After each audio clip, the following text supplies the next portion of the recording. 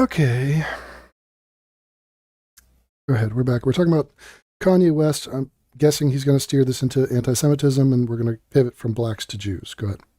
About his feelings and girls and his dreams and his ambitions. So no, and by the way, he would tell me all the time, he doesn't even feel black. They make him feel not black because he doesn't do those things, because he's soft-spoken, because he's artistic, because he's a bit of a nerd or likes fashion. So I would disagree. He's actually not like that at all. Okay. We're talking he's also a Hitler-loving anti-Semite. And we're going to take a little commercial break here, and we're going to come back and talk about anti-Semitism. Oh my God. He's a Hitler-loving anti-Semite. That's why I like him. Jeez. Really? What a hill to die on. He loves Hitler, and he's a unabashed anti-Semite.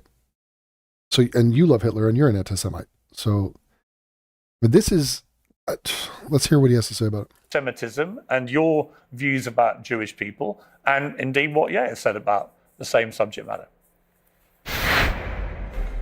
Angel Studios are back with a new must-see documentary. It's called Ability. Okay, back with Nick for Winters. Let's just turn to anti-Semitism. In your interview with Stephen Crowder last week, you answered emphatically that you don't hate all Jews. Is that correct? That's your position? Yes. Okay. So I want to play you this clip. Well, I don't hate any Jews. Let me just amend that. I don't hate any Jews. Okay. Let's play this clip. The reason I've had it is because my opposition to world Jewry and Israel is rooted in absolute, uncontestable fact. We have the truth on our side. That's why we're winning. Because we are telling the truth about the historical antagonism between Jews and Europeans, between Jews and Christians. The theological, historical, racial, cultural, and political antagonisms between organized Jewry and the Christians, organized Jewry and Europeans. I mean, he's not wrong with what he's saying. It's you could break it down like this. Very simple. The Jews are not Europeans. Okay. They're a different group. They're a subset. They have their own interests, and they're openly advocating for that. So whether it's AIPAC or whether it's literal like groups, they have groups of Jewish interest groups, and they do not include Europeans. They do not include non-Jews. So it's not just a religious thing or a cultural thing. It is an identity thing. Money does flow into this agenda and this goal of theirs, and it doesn't include white people. So whether it's the casting choices in Hollywood where they do anti-white films, whether it's DreamWorks doing The Prince of Egypt and not, some European folktale or history, there are reasons why that happens, because they care about their group, their in-group, their family, and they are not shy about it. They're not hiding it. I mean, Israel doesn't hide it. AIPAC doesn't hide it. The Anti-Defamation League doesn't hide it. They're openly advocating for Jewish interests.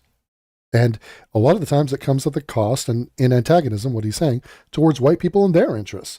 And in fact, if a white person stood up and said, we white people have interests, they view as a radical, dangerous, and extreme statement. In fact, I think that's one of the things they say. If you're a white supremacist, you say, I want to ensure the future for white children. Something like that.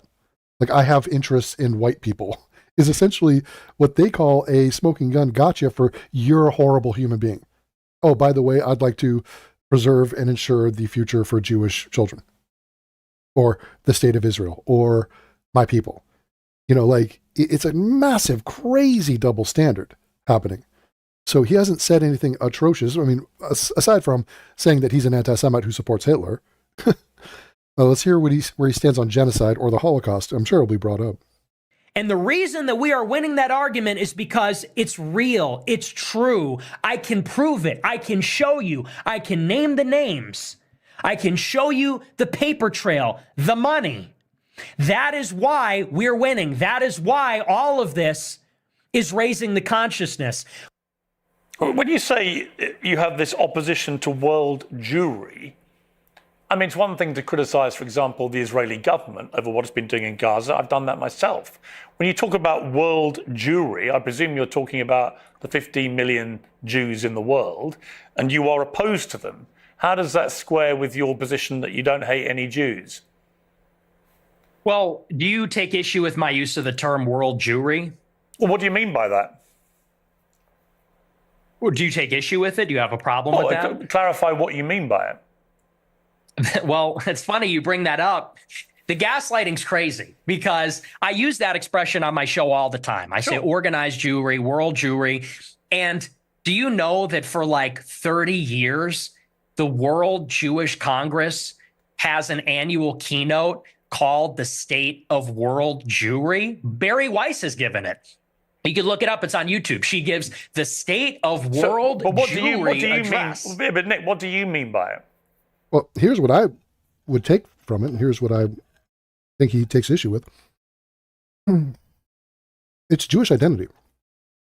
So it's not like they're not combined or connected in a real way. I mean, there's a lot of money flowing around, and there's familial ties, cultural ties, religious ties, ethnic. But talking about a large number of people, 15 million people, but it is a distinct ethnic group, religion, race, whatever. And they have an identity, and they have a common interest. They have a bond, and they have a somewhat insular way of living. They live among their own. They intermarry. They associate business-wise with their own in general. And, you know, this is a thing. It's nothing bad in and of itself. I mean, you could say the same thing about Armenians or, you know, Koreans or whatever. It's just that white people don't really have that. And we get demonized at even the notion of even taking a step toward that. So general European interests, like you'll find a Jewish student association or a black student group on campus. You're never going to find a white student group. There is no white student group. You're not allowed to have it. No, I think that's an issue. Why can there be a Jewish group, a black group, a Hispanic group, a Native American group, a freaking gay group, every group? There is no white group. So it's as if to say you don't deserve a group. You're not allowed to have a group. You're not allowed to have common interests. We're not allowing you to have a you. We don't acknowledge your identity as a group. So it's evidenced a million times over what the Jews get away with and operate with, and many other groups. We just don't have anything comparable. And so, you know, for every reason they want to have an ADL or an AIPAC or an Israel, why are whites not allowed to want to have a white version of those groups that have our interests at heart? And instead, we have derpy-ass people speaking up for the white race like this Mexican kid. Or just, you know, like edgelords on the internet. And they're like, hey, what about us? You're like, what the fuck? We have the highest suicide rate. We're not like an optimistic people. We're not thriving. And we're shat upon and blamed for everything. So where's our noble future? Where's our togetherness? Where's our bond? Where's the investment and advocacy for our group? Can we not have a group? Because I can tell you one thing, our group is not America. Okay. America is not a group. And that's why America First is a derpy, retarded thing. And it's not religion. Okay, so this dude's a Catholic. I'm not Catholic. Do I get a group? What's my group? White atheists? Which ones? The liberal woke fuck boys? Fuck them. Okay, so that's not my group. What's my group? Who's advocating for my group? I am a Stranger Things white guy from the 80s, 70s, 80s, 90s. I was born yesterday. Sexy. I mean, you have to talk about, you know, there's a concept of Jewish peoplehood. It's the sense that they are part of a common nationality, a common tribe, a common people. And so where they reside in Israel, the United States, or Europe, or elsewhere, they see each other above or maybe on a different level alongside their nationality, their state, wherever they reside. If they're in Germany, France, the United States, they see themselves as part of a transnational nation, of an Correct. international nation. The Jews in America, the Not remotely controversial. Jews in Israel, they identify as Israeli or American, but they also have something in common. They identify as part of a common nation, which I would say there's a world Jewish population. It's world Jewry. Right. And is there a world white population? So when we talk about whites in Canada, whites in Australia, whites in New Zealand, whites in Germany, there's differences. Okay. Cultural differences, language, currency, all that. A lot of them have similar ones, especially Canada, America, England, Scandinavian countries, the highly American whitewashed Germans and white people of Europe, who, although they have their cultural differences, they know a lot about America and just Western white identity. Now, whites went out, colonized the whole world. There are whites all over the world. Does anyone talk about a global white population or identity?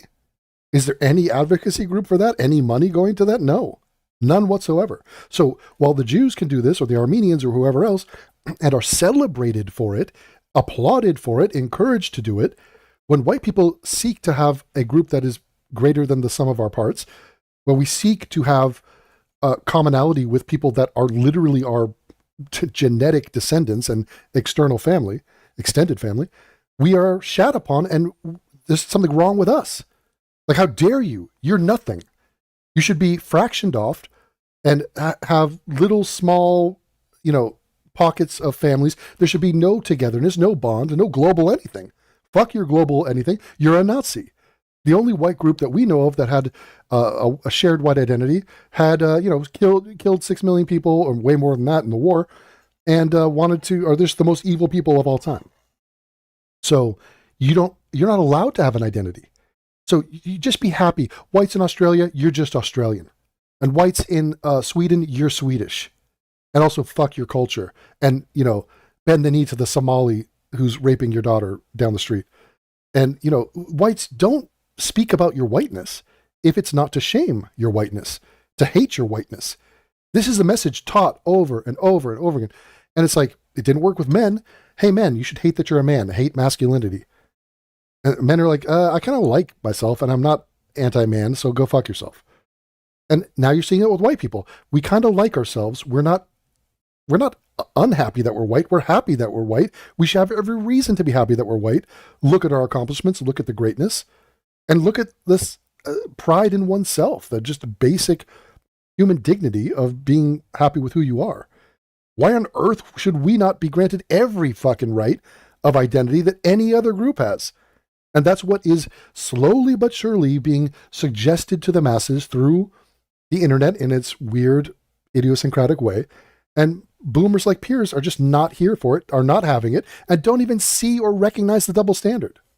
And World Jewry has representatives. There is such a thing as the World Jewish Congress, where they actually elect, it's democratic, all the local Jewish organizations elect representatives to represent proportionally the Jewish population in their area at the World Jewish Congress. And it's sort of like Davos. It's like the World Economic Forum, but it's exclusively for members of the Jewish nation that exists across the world. And so that's a real thing. And I didn't make that up, and that didn't come from 4chan. It's like I said in that clip, I read what they write. I read their books. I watch these speeches. I watch a speech from Barry Weiss. I pay very close attention. So that's what I mean by that. There is such a thing as it's a nation that exists across borders on a global scale. They're organized, and they have a national self-interest as that nation, as that tribe. So if you don't hate any Jews, what do you like about them? I like a lot of things about them. I think they're funny. I think they're smart. I think that they're pretty remarkable people. And as Christians, especially as Catholics, we say they're remarkable. And this has been adjudicated in Catholic doctrine for thousands of years. We say that they're a witness people. And so we actually, there's provisions inside of Catholic doctrine that says we need to give them special protections because they were a witness to Christ's passion. So, this is why you can't clip the show. You have to watch the whole thing. I say this repeatedly in interviews. I do think they're remarkable. By definition, they're exceptional people. It's just that there is there is a sort of natural opposition between them and Christians because Hold on. So let me just cut through the bullshit of the Catholic whatever fuckery he's just talking about. Has nothing to do with the passion of the Christ. There was no Jesus Christ is a mythological figure, didn't exist. Nobody is religious. We're not goofy fucking idiots. You're talking about being smart. The Jews are the most atheistic religion on earth. I am an atheist. I don't believe in any of this fuckery. I don't give a fuck about your Christian from some 20-year-old telling us about the Christian and the Jews aren't getting along. Piers just ignored everything he said about global Jewry and a global identity, which the Jews obviously have. Not really, you can't really deny that. And then he left the point, where the whole point is, why are white people not engaged in similar activities? And he jumped to, well, so do you hate them? It's like, no one hates anybody. I don't hate a single Jew. And he's like, well, say something good about the Jews. It's like, okay, they're brilliant. They have the highest IQs. They're funny. They're accomplished. They're talented. They're creative. They're good human beings. They're just good people. Like, I say this all the time, ad nauseum. That's not the point. Obviously, I have different views on the Jews than Nick here, but he's doing his edgelord shit about praising Hitler for some fucking reason. But at the core of it, it's the glaring double standard of whites not having anything like a sense of pride, unity, or connection with other white people. And if you're going to say, well, you shouldn't, you should be connected with everyone. We are open to that. We've been more than open to that. We're happy to extend the tent, and we have done that. We've done it in all Western countries to a ludicrous degree, a suicidal degree, a self-loathing degree. Okay, but if we don't, underneath that, if we don't also have a core of who we are, and if we don't bond with other people that are us, literally you, bond with other people from your group, if that doesn't mean anything to you, then why does it mean something to the Colombian, to the Dominican, to the Jew, to the Pakistani, to the Indian, to the Nigerian? Why does it get to mean something for them? And for us, we just are supposed to be untethered from any sense of history, pride, happiness, joy, positive connection to other people from our lineage. Like, what the fuck is the justification for pretending that we don't get that, or we don't deserve that, or if we try to establish that, there's something wrong with us and we are a menace and we are Hitler? It's fucking crazy. Okay, so no, we're not saying we want exclusively white connections. No, we're not saying that. No, we don't hate everybody. That's not it either. So when a Jewish group says there's a Jewish and Black Hollywood Alliance, it's literally the name of the group. It's the Jewish and Black Entertainment Alliance, something. And who do you think they're plotting against? What do you think they talk about? Blacks and Jews in Hollywood in alliance. I mean, they're promoting their narratives. So who do you think put out the show When They See Us? De Mornay. What's her name? Ava. This black chick, half a black mulatto, scrubs the reputation of a bunch of rapists from Central Park. Netflix gets that show and greenlights it. Who do you think was behind that? You think it was whites? It might have been some self-hating whites. It was Jews and blacks. And if you go to who made the decision to greenlight that production that said white people in New York are evil and fucked up, including Trump and like the prosecutor who was in charge of the sex crimes division of the NYPD, they're the bad guys, not the white jogger and the white other joggers who were beaten and the one was raped viciously and left for dead. And the Puerto Ricans and the blacks, they're innocent. That's a message that some Jews liked because it served their purposes. It went against white people, and they propagandized the world to like 50 million people saw that show. And it's a complete and total lie about a gaggle of PRs and bleeps raping a white woman in Central Park, an investment banker, 28 years old. So that's one iteration of this nefarious bullshit playing out, and we get to deal with the repercussions of it.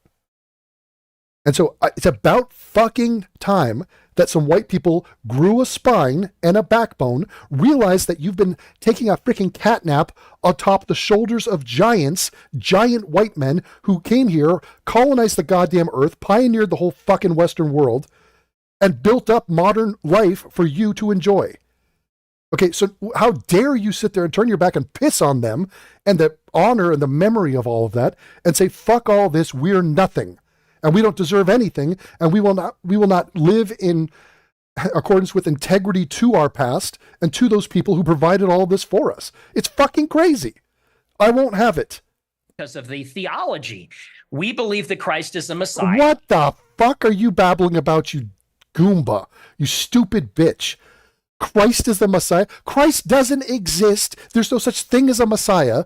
He didn't perform magic tricks, you goddamn kindergarten, snot-nosed, booger-eating, fucking incel virgin. The fuck are you talking about, you embarrassing bitch? Jesus Christ. Grow up, you schmuck. They don't.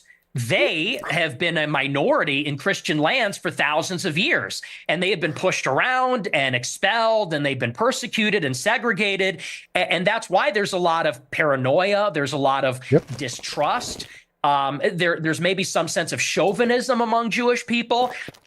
So there is, like I said in that clip, there is an historical antagonism between these two peoples, between Christendom and Jewry, and that has always been the case in Europe. But I don't hate them, and I think I actually sort of understand them in a weird way. I think that because I've studied a lot of their politics, I think I really kind of know them in a way, and it doesn't come from a place of hatred. Do you have any Jewish friends? I do. Piers Morgan, back to this trial, this goddamn witch trial that, like, are you a Jew hater? Yeah, he has Jewish friends. It's like, God damn.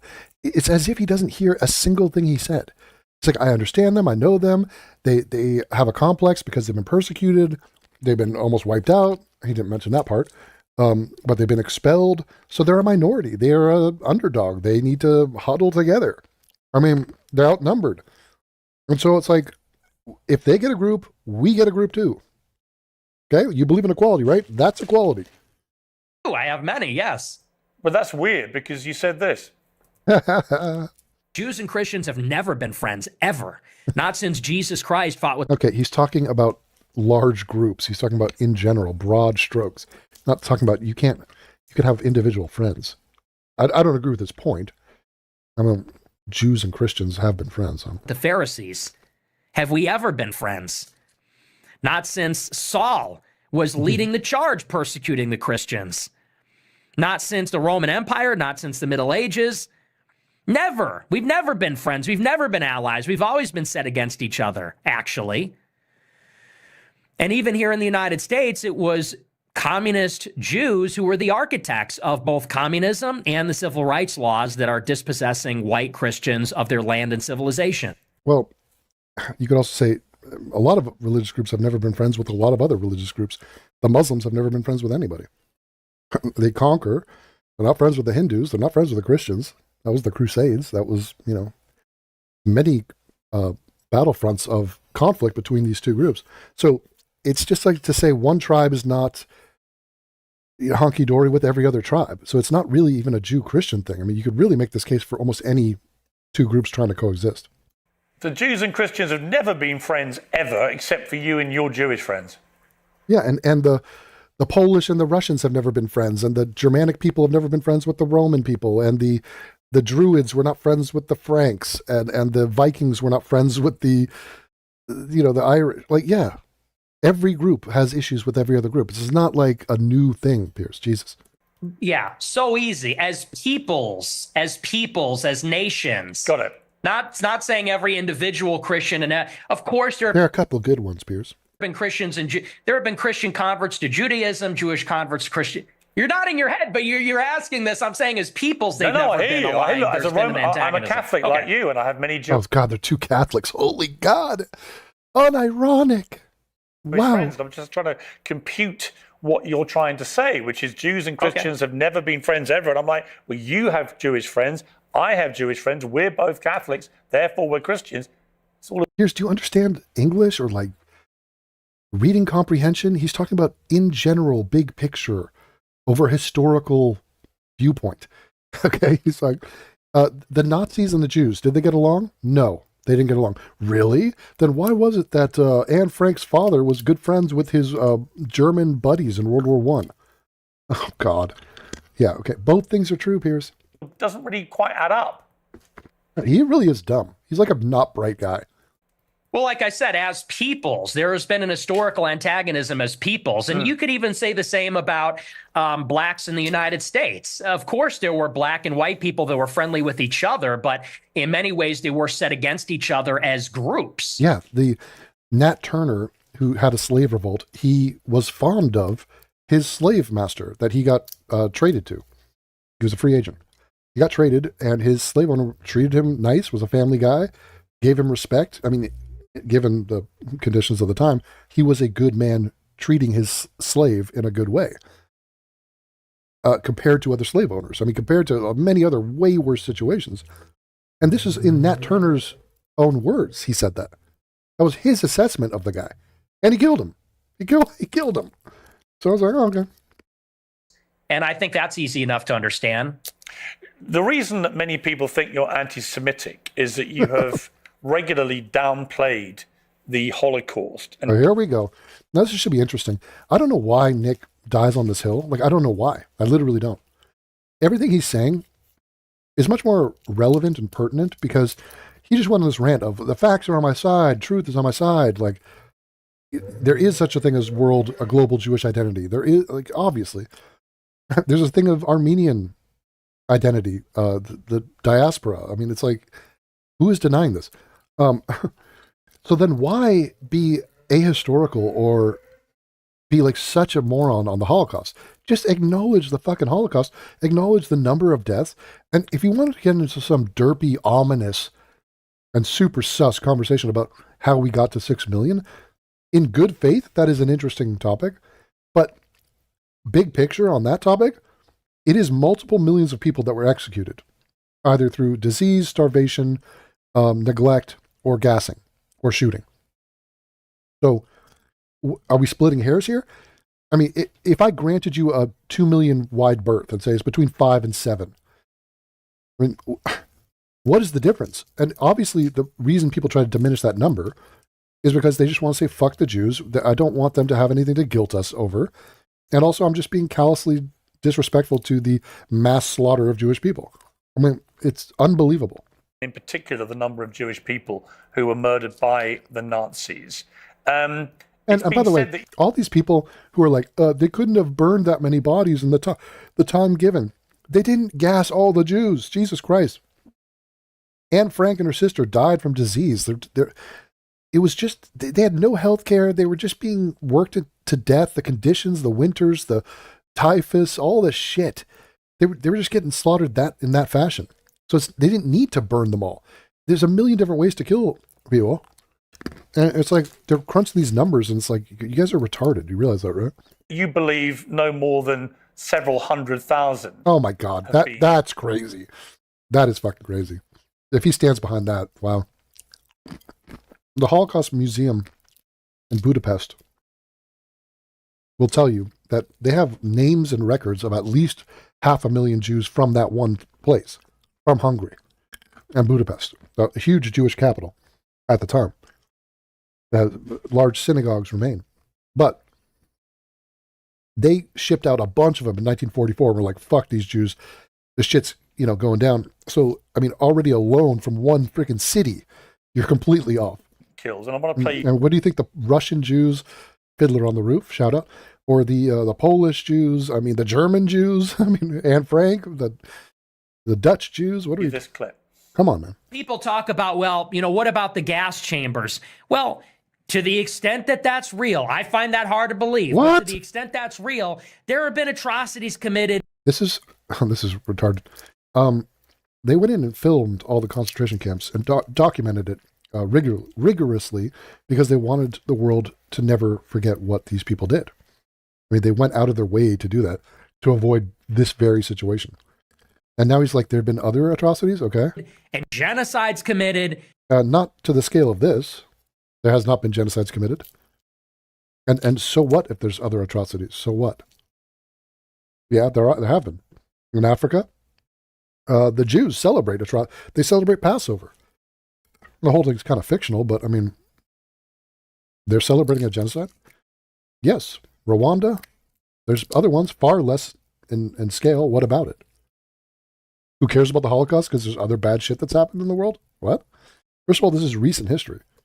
in all times and all places. Let's acknowledge why Hitler casts the long shadow. Because that confers a political benefit upon Jews. That's why. Well, hold on. He also was the perpetrator of not just the killing of the Jews, many other groups. So it wasn't just Jews by any stretch.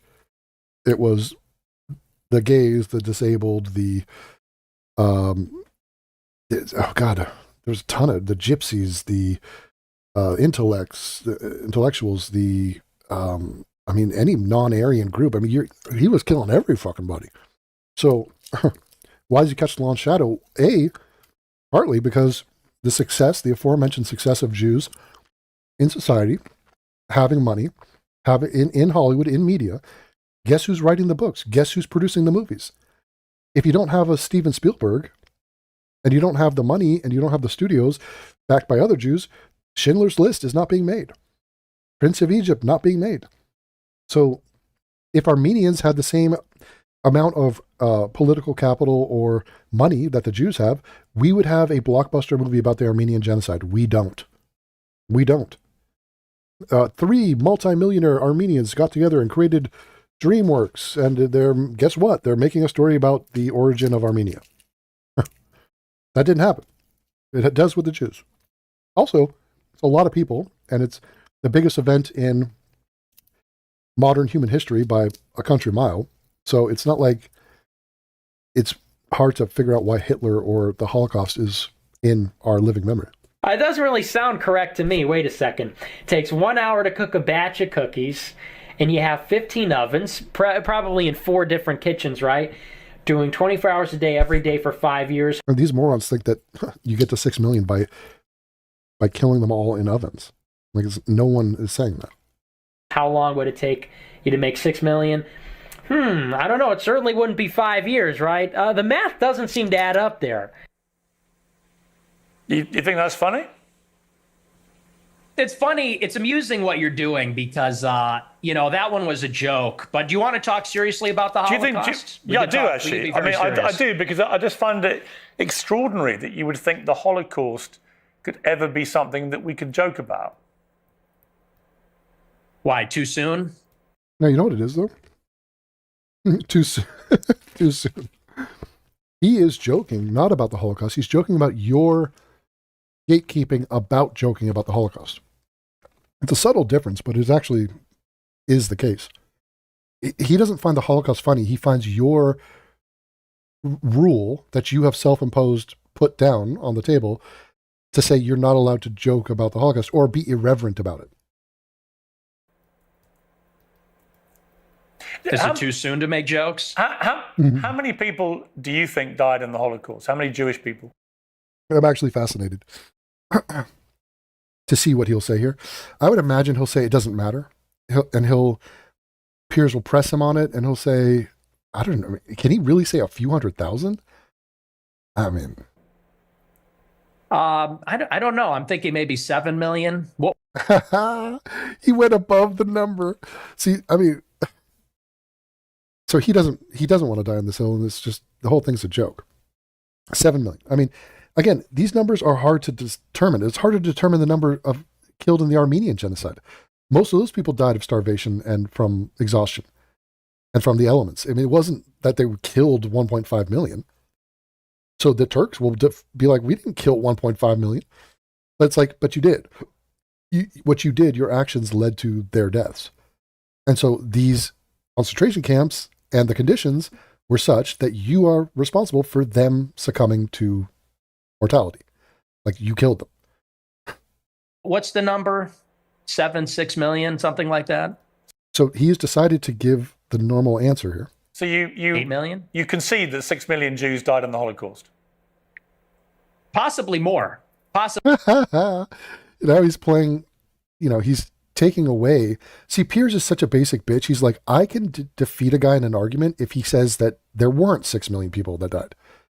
So he was setting him up to be that guy. And now that he's saying not only 6 million, maybe more. And he's right, it could be more. And by the way, we don't know the number of people dying in that war. So all of those numbers are estimates and could be off by millions. All right, so it is tricky to ascertain anything when it comes to deaths. With the Holocaust, we had general idea of the population of Jews in these regions before and after the war. And it's like, people have calculated this and it kind of matters to them. So you have every reason to assume it's somewhere in that ballpark. We're discovering all the time. So it could maybe even be more than that. So why have you doubted the numbers in the past? He was joking at that one time. I'll tell you why. He's just resentful that they used the Holocaust to guilt the world and to basically become the main characters of the past couple centuries. I really think that every death is a tragedy, however many Jewish people died in the Holocaust. Yeah, for example, a lot of other people died in World War II. So in that 5-year period, many, many more millions of non-Jews died. And you could easily say that the attention that those many, many more others who died has not been equivalent to the Jews who died in that period. Now, the manner in which those people died, equally fucked up. The deaths in Russia, it is like 5 times that number of Jews that died in the Holocaust. There's many fucked up things that happened to Germans. The German civilians were killed in the millions. We do not have sob stories and long-standing narratives of like, this is the one takeaway of that war. So it's a matter of attention. It's a matter of framing. It's a matter of what we want to value and how we want to tell that story. And I'm not a World War II historian, so I'm actually open to believing the official narrative, and I've read some of the conspiracy theories. And to tell you the truth, it's a rigorous debate. But what's interesting about this is in many countries, it's not even legal to talk about it. And that's really where my interest in the Holocaust begins and sort of ends, to tell you the truth. That's what I said at the beginning. He doesn't find the Holocaust funny. He finds your strict gatekeeping about the topic to be amusing. So in other words, I can't even talk about the number dead in the Holocaust or ask questions about it. I mean, to be fair, a lot of these pricks will dispute that number for very facile and obviously transparent Jew-hating reasons. Is that if you wanted to question the number, you would be put in jail in about, 17 or 18 European countries? And I think that's really the more interesting conversation, which is that this is almost like a religious dogma in the West. It's true. If I disputed the number of British civilians who died in World War II, and I was like, I think that's off by a lot, like a million or 2, I'm not going to face any backlash. They'll just be like, oh, that's interesting. We're like, why do you say that? No other genocide, no other atrocity is treated like this. Could you imagine if in the United States they said the number of Palestinians killed in Gaza is 100,000, and if you don't say that, you're going to jail, you're banned on X? And they pretty much do say that. And first of all, the number that we were given by Hamas is a total lie. And they don't even include the Hamas people who died.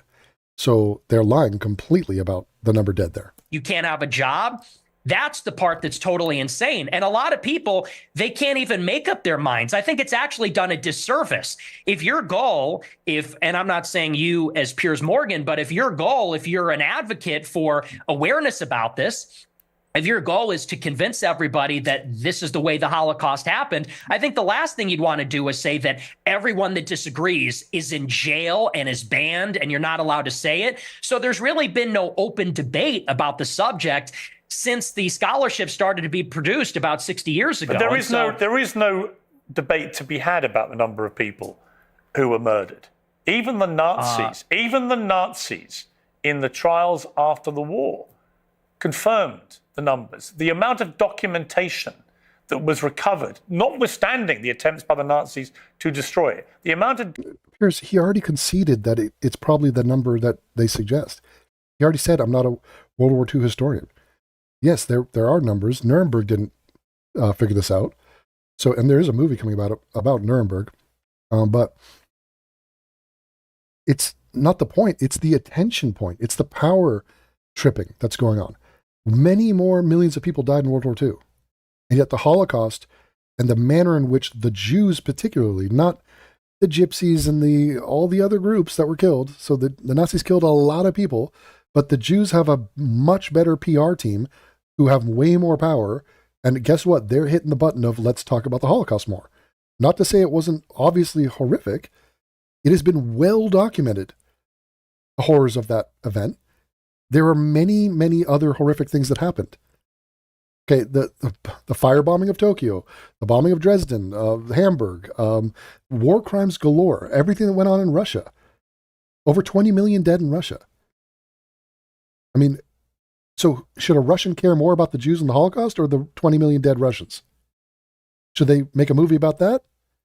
Should they make their own Schindler's List about that? Yes or no?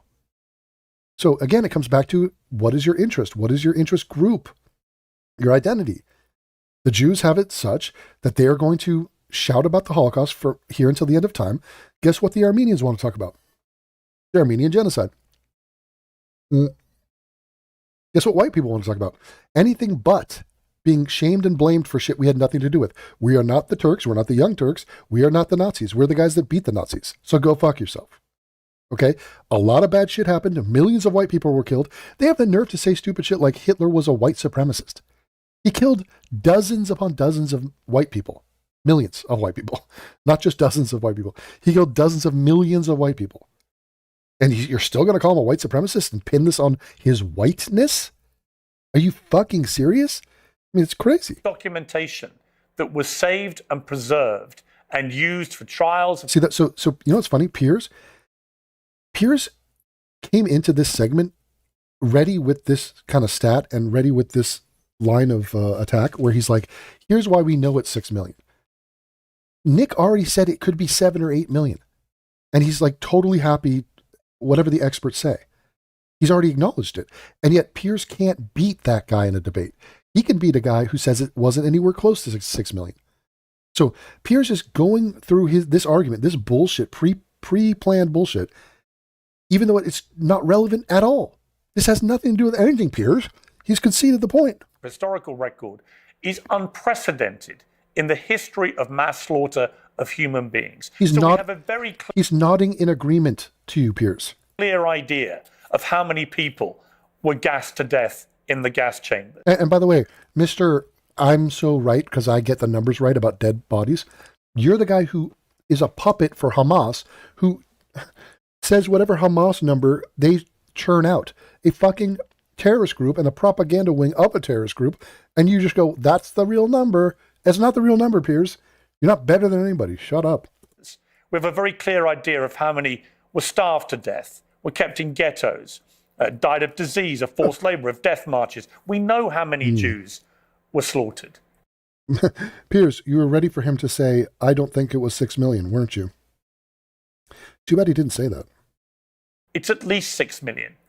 What's interesting to me is Nick goes, okay. You appear to now concede that. Piers, if you're aware he conceded that, then why did you just give us the speech about why we know it's the number? Which may be news to a lot of your regular viewers who have constantly heard you quibble with the number of Jews who died in the Holocaust. And for the record, just to confirm what I think you told me, you do now accept. So this is his W right here.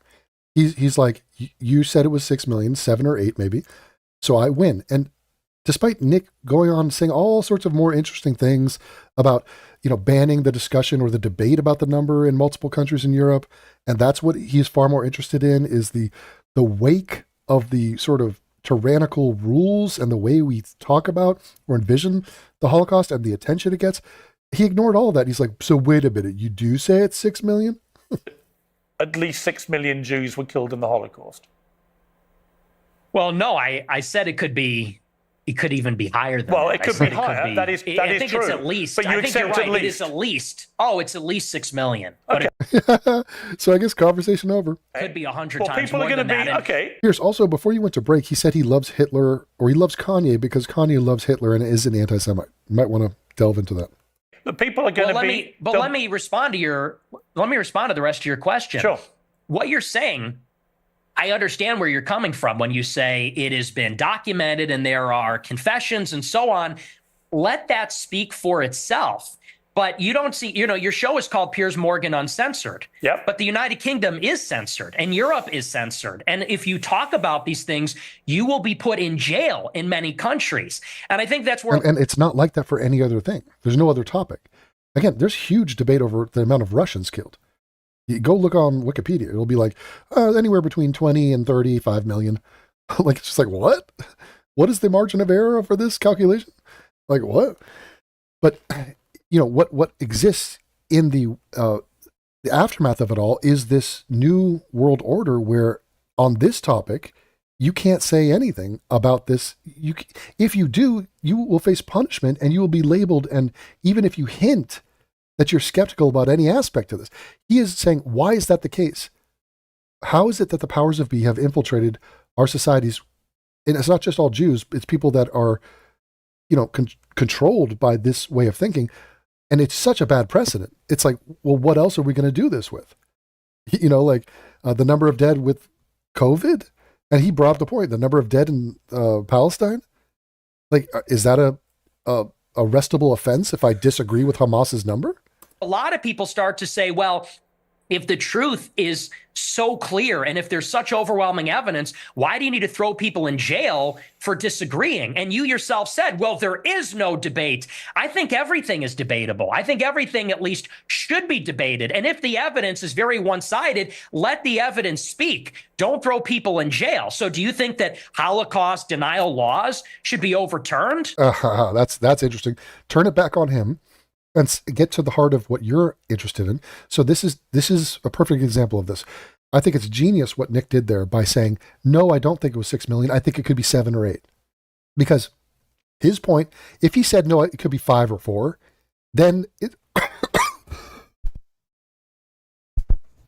then we're going to be here forever. And it's going to be, oh, you're a Jew hater because you're short-handing the Jews of their true victim points. You're trying to downplay the horrors of the Holocaust because you want the Jews dead anyway, or something like that. He could honestly be debating the number, but it's, probably not. If you say, look, maybe it's 7 or 8, I don't agree with the 6 million. I think it's more. Now you're opening up a new line of inquiry, which is, why is debating the topic so taboo? And I'm saying maybe more died. Am I going to be arrested for that? Or is it just if you shortcut the Jews and you say, no, it's less than 6. If you say more than 6, you get a pat on the butt and you don't go to jail. And the issue of censorship on this topic gets to what is part of Nick's agenda, which is Jews have too much power in the world. He says Jews run everything. So there's a law about Holocaust denialism. There isn't a law about, I don't know how many Irish people died in the potato famine. Okay, why? Okay, that's a question. Who is pulling the levers of power to make that a arrestable offense in Western European countries? That's a question that is at the heart of what Nick is concerned about. Now, Piers is not concerned about any of that. He's not concerned about the Holocaust, the number of dead Jews, black crime. None of the shit we're talking about has anything to do with what his true agenda is, which is to morally shame a guy and virtue signal about how he's better than a guy because he said a thing that was unpleasant. And Piers doesn't say that stuff, and it's just like, okay, this is dumb. We're talking about attention and power. And if the Holocaust gets this much attention, and for as big of an event as it was, has the attention been proportional? No, not at all. Not at all. Absolutely not. Have you heard more about the Holocaust or the dead Russians or the dead German citizens or the dead French or the dead Polish? All of them had millions dead. Okay, I mean, it's like they do not have a monopoly, like you said, on slaughters or genocides or just global historical attention. Like, it's not the only thing that happened at that time. So, yes, it deserves full respect, full acknowledgement. We've all been drenched in acknowledging and giving reverence and understanding. And, we get what happened there. That's not the only thing that's happened on planet Earth. And that is one of Nick's points. And that's why he says, I can't joke about it too soon. And he's prodding this boomer at the idea that this is like this sacred cow, and it's not sacred to me. Okay, and it doesn't affect me, and it's over, and it's a bygone era, and it's time to move on. I didn't do the fucking Holocaust. I'm not denying that it happened. I mean, that's his point. I don't particularly agree with Holocaust denial laws. I don't think people should be imprisoned. Okay. Well, because I have a blanket view now, which has evolved slightly actually over the years, that I have a blanket view that speech should not be criminalized, right? People should be allowed to say what they want to say, and they should be then made accountable for what they say. If you have an employer, they can make a view about whether you are the right kind of person they want for their employment, as they would make a decision about anything else you do in life. So that's kind of bullshit. I mean, he's saying, if you have a view that's not to my liking or to society's liking, we will just fire you and take away your money. So he believes in cancel culture, and he believes in shaming people, which is what he does. He brings people on his show and he shames them. Now, he's not going to take Nick's money away because he has too many supporters. So he's outside of that bubble, but he's definitely trying to. He's trying to do it with his father. He's like, I'm going to label you something that's going to adversely affect your life.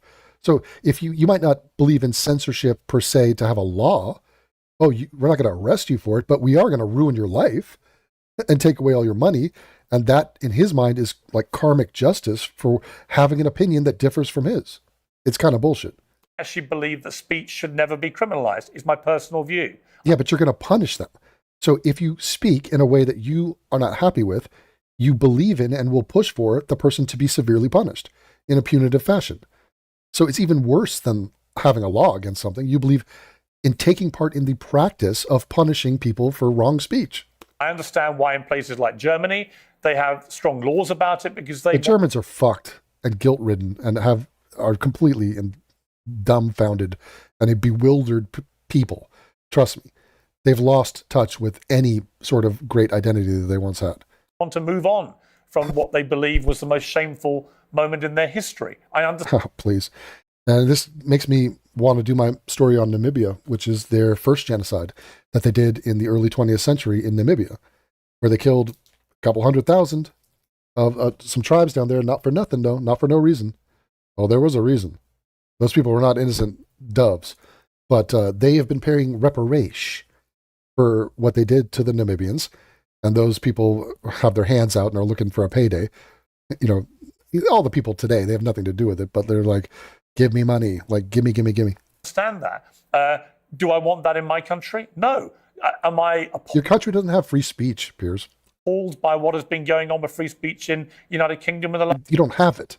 last 2 or 3 years? Absolutely. It is ridiculous that people have been frog marched to prison cells for stuff they put on social media, right? So yeah, I do. I think what is more interesting to me about our exchange is I was not expecting you to go the opposite way. I was not expecting you to be so emphatic that at least 6 million Jews died in the Holocaust. And there'll be people watching this who I think will be very surprised by that. Yeah, but see, the greater point is that Nick is concerned about the power that Jewish people have on the world and how they leverage the Holocaust and speaking about it, talking about it, or just the specter of the Holocaust to paint themselves as victims and to demand the attention and the sympathy of the world forever. Okay? And this is what funds groups like the Anti-Defamation League and AIPAC. They get money because they're like, never again, can't get another Holocaust. We got to shut down those whites at any turn. We got to, neuter every threat to the Jewish people. So they label everybody as you're Hitler-esque. You are potentially the next Nazi group. I mean, if you're white and you have a white identity, holy shit, that reminds me of Hitler. So they're constantly dumping money into that project. And Nick is saying, that is what I'm concerned with, because that is today. The Holocaust is over. The Holocaust happened. This is history now. It's happened a long time ago. Okay? All that has been, we've all bought the t-shirt. We get it. He's more concerned with now. And Piers doesn't get that point. And he's just like, but is it 6 million or not? Durr. If you don't say 6 million, then I think you're a fucking bad person. I'm better than you. The end. He doesn't want to talk about Jewish power or Jewry or whatever Nick is talking about in today and how it works today.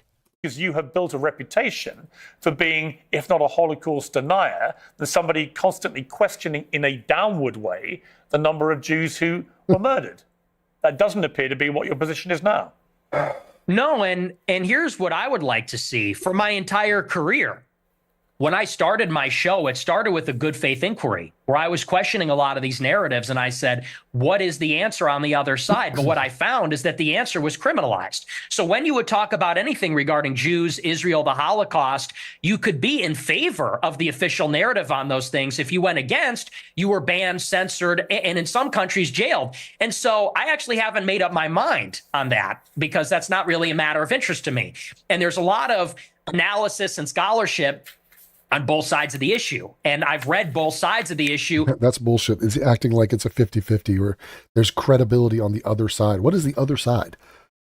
That millions of Jews were not slaughtered? Where'd they go? And honestly, unfortunately, it's hard to judge because there has never been...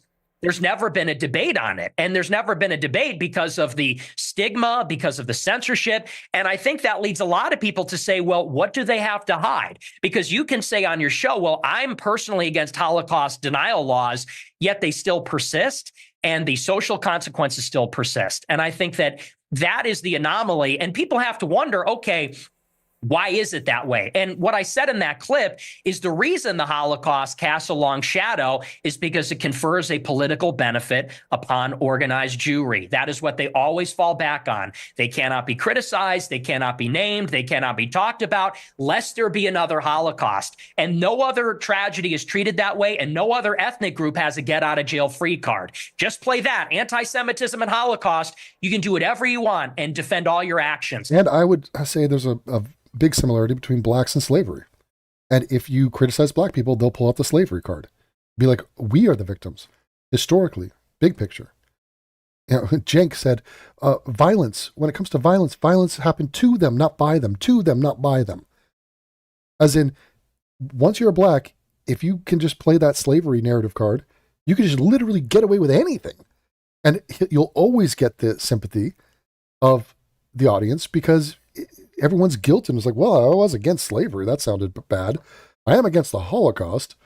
So, but I mean, the Jews, clearly this card doesn't work. They're being criticized for everything they do in Gaza, which is defend their country from a bunch of bloodthirsty genocidal fucks. That's the part that people are getting upset with. That's the problem. I don't know any right-minded person who believes that Jewish people weaponized the Holocaust for he doesn't get the point at all. Their own personal get out of jail free or whatever you called it. You don't know anyone that does that? That's crazy. That it is a overarching identity dominating. It's a personality for an entire multiple generations of Jews. And again, understandable. I mean, it was a massive event. It's the biggest event in Jewish history. I mean, bigger than the parting of the Red Sea and all their origin story bullshit. I mean, it is an enormous, multiple millions of lives altered event and snuffed out. So, of course, it's going to dominate their stories, but at what cost? If I'm a Polish Christian, do I get a Schindler's List? Do I get millions of dollars funded into Polish advocacy groups that are warning against the threat of being annihilated by, imperialistic nations that border me? I mean, am I obsessed with Jewish identity the way the Jews are? Is the world, what does the world owe the Jews in light of this event that they haven't been already given 100 times over? I mean, it's about narrative and control. I bring it back to the Prince of Egypt. They start a studio, they make an amazing movie, cast all the best voice actors, get the best animators, dump $100 million into it, and they make a movie to entertain the world and propagandize the world about the origin story of the Jewish faith and Moses and the freaking celebration of a Holocaust of Egyptian children. I mean, that's what we're talking about. Saying, okay, can we at least acknowledge that this is 3 Jewish millionaires doing something because they're Jewish to promote Jewish shit? And it's all like kind of crazy? And that like, hey, I noticed that 3 white guys didn't do that and have a similar vested interest. And no, Walt Disney making, The Little Mermaid is not promoting white interests anywhere near what the Prince of Egypt was doing. So can we acknowledge that this is a thing? And it's not just movies. I mean, we're talking about money and we're talking about intentionality. They intend to be the center of their story. They are the main characters, and this matters to them. So they're going to spend their money, and they're going to shove it in front of the faces of the world. And that's why, do you think Ava DuVernay and Oprah Winfrey got behind When They See Us? And the investors that put money into that project, the black investors and the white guilted ones and the Jewish ones, you don't think they made that production because they wanted to send a message to the world that mattered to them? Does that mean those Puerto Ricans and black people that raped that woman in Central Park, them trying to pretend that they didn't do that? Does that mean they didn't do that? Can we acknowledge that what happened there is the exact same phenomenon that Nick is concerned about with what the Jews are doing? By the way, the Jews are involved in that. The Jews are involved in fleecing scrubbing the reputations of all these black murderers, especially blacks who kill whites. It's always a fuck you to whites. Oh, it was an all white jury. Oh, the white judge did it. Oh, the same story over and over again. And so it's like, what motivates people and what makes them spend this time and resources into projects is noteworthy. So let's not just be distracted by the laser pointer. Let's pause and reflect on who is pointing the fucking laser. That believes that? I'm sure there are some people that do that, but it's such a ridiculous generalization. You know, the truth is that most Jewish people have lost relatives in the Holocaust. If I want to play... So now we're just diving into like, boo-hoo, people have died in the Holocaust. People died all over World War II. Who wasn't affected by World War II? I want to play you two clips. One is where you talk about Adolf Hitler. Now this is crazy. How is he defending this? Hitler was a pedophile and kind of a pagan. It's like, well, he was also really fucking cool. So, you know, time to grow up. We're not children anymore. Am I right? Am I right? Am I right, boys? Am I right? Let's go. He was also really fucking cool. What? You regret saying that? Saying a fact? No, that's absolutely true. You think Hitler was very fucking cool? Okay, so now we're at this rudimentary. So the boomer is trying to get this youngster to say it's not cool or remotely positive to murder 6 million people or 8 million, like you suggest. That would make him reprehensible, not someone to be celebrated. How do you defend yourself? Because if you can't square this circle, you're going to be seen as an incompetent, self-contradictory fool and not a good person, just period. Like, it's sort of no coming back from this. Like, is he going to clear his throat and acknowledge, look, what Hitler did in the Holocaust was horrible. I'm saying his service in World War I, his artwork, his love of dogs, his taste in women, his clothing, like what kind of splitting of the hairs here are we going to try to do here? The headline is he's a mass murderer. Yes, I do. I don't understand this. Like, I don't understand why anyone would get behind this. I don't understand what it does for him. Why? Just to be edgy? Like, I don't get it. And I'm tired of pretending he's not. So, like, you're going to sit there and bitch about black people killing? They're killing in Chicago. They haven't killed 6 million people in Chicago. Okay. If you're against murder and crime, why would you not be against a massive war crime like a genocide? Well, to be honest, this is the problem, you see. It's a bit like when you just say, I'm a racist.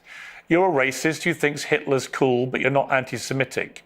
If you're a Jewish person watching this, what are they thinking? I'll tell you what they're thinking, because I've got a friend of mine called Danny Finkelstein. Who, when he heard I was interviewing you, he's a Times journalist in the UK, very eminent journalist here, and author, who wrote a book about his own family's experiences at the hands of Hitler and Stalin, because you also told Tucker Carlson that you admire Stalin. But let's just take what Danny said here. Hi Piers, it's Danny Finkelstein here. As you're interviewing Nick Fuentes, you might try suggesting to him that he reads my book, Hitler, Stalin, Mum and Dad. It's called Two Roads Home in the United States. Since he says he's on Team Hitler, you might like to ask him about the fact that Hitler arrested my mum, tried to starve my mum to death, did starve my grandmother to death, sent my great aunt to the gas chamber, my great uncle, my cousin. My grandmother on my father's side ended up being 1 out of 7 children, the only one that survived the war. So you might ask him whether he wouldn't rather be on Team Mum rather than Team Hitler. And as for celebrating Stalin's birthday, well, Stalin took my father, sent him to a state collective farm, sent my grandmother and to a state collective farm, sent my grandfather to the Gulag. You might try asking him why he doesn't celebrate Dad's birthday rather than Stalin's. It may all be a big joke to him, but he complains that he was 18 when someone tried to cancel him. Well, Stalin and Hitler arrested my mum and my dad when they were 10 years old. So perhaps he might like to reconsider his joke. See, that's the reality of your jokes, although I haven't ascertained yet whether you are joking when you say that Hitler was very fucking cool. Are you joking, or do you actually think he was very fucking cool? The most genocidal monster of the last 150 years? So, from what I gather, my read on this is that Nick Fuentes is a little guy, kind of a scrawny little nerd who doesn't feel like he has much power. So he feels kind of cucked in his own little suburb, timid, fearful. The Catholics are not winning. White people are not winning. He's not even white. He's not getting the girls. He's sexually frustrated. The Jews are doing so well, and Israel keeps winning wars. And so he flounders, especially now, before he was a millionaire, but like before, when he was like a little scrub nobody. And so that's when that was born, this idea of, let me attach myself to what I conceive of as a powerful representative of me, an avatar for me. So Stalin, I don't even know why the fuck he would like Stalin or Hitler. I identify with that, and I sign up for that because I'm this little fucking booger eating dipshit in Chicago. Like, I'm not a part of greatness. I don't have big, bold, whatever. I can't associate with that. And so I'm just going to LARP and somehow overlook all the heinous, evil shit the guy did and just be like, at least he stood up for his people. Like, he's putting on the rosiest colored glasses imaginable. But I mean, you could make the case that if you could cut off your sense of right and wrong and disregard or compartmentalize what Hitler did in terms of his murder, and just recognize his greatness or his infamy or his boldness, the fact that he, exhibited strength. So strictly that alone. People do the same thing with Trump. They excuse Trump for all the fucking lies and corruption and misdeeds that he takes part in, all the scandalous, immoral shit, the heinous, narcissistic, just cringe shit that Trump does. But he shows strength. He's got money. He'd call him cool. That's why he's a MAGA guy. So it's like a daddy figure. It's like my dad is powerful and he is to be feared. So fear is respect. I don't have respect. I'm a short, skinny, little, weak man who doesn't stab gash. So I'm not, I'm not slanging my dick around. And so I don't have these feelings. And I want these feelings. So I see a Trump, I see a Hitler, and I'm like, ooh, male power. Ooh, these people are feared. Ooh, these people are respected. I like that. So I will get behind that. And it's him like fantasizing, like, I wish I had these things from these men that I want for myself. And I want it so bad that I don't care if they're fucking porn stars or lying or embezzling money or doing like, illegal shit or killing human beings. Like, I don't care. I want it that bad.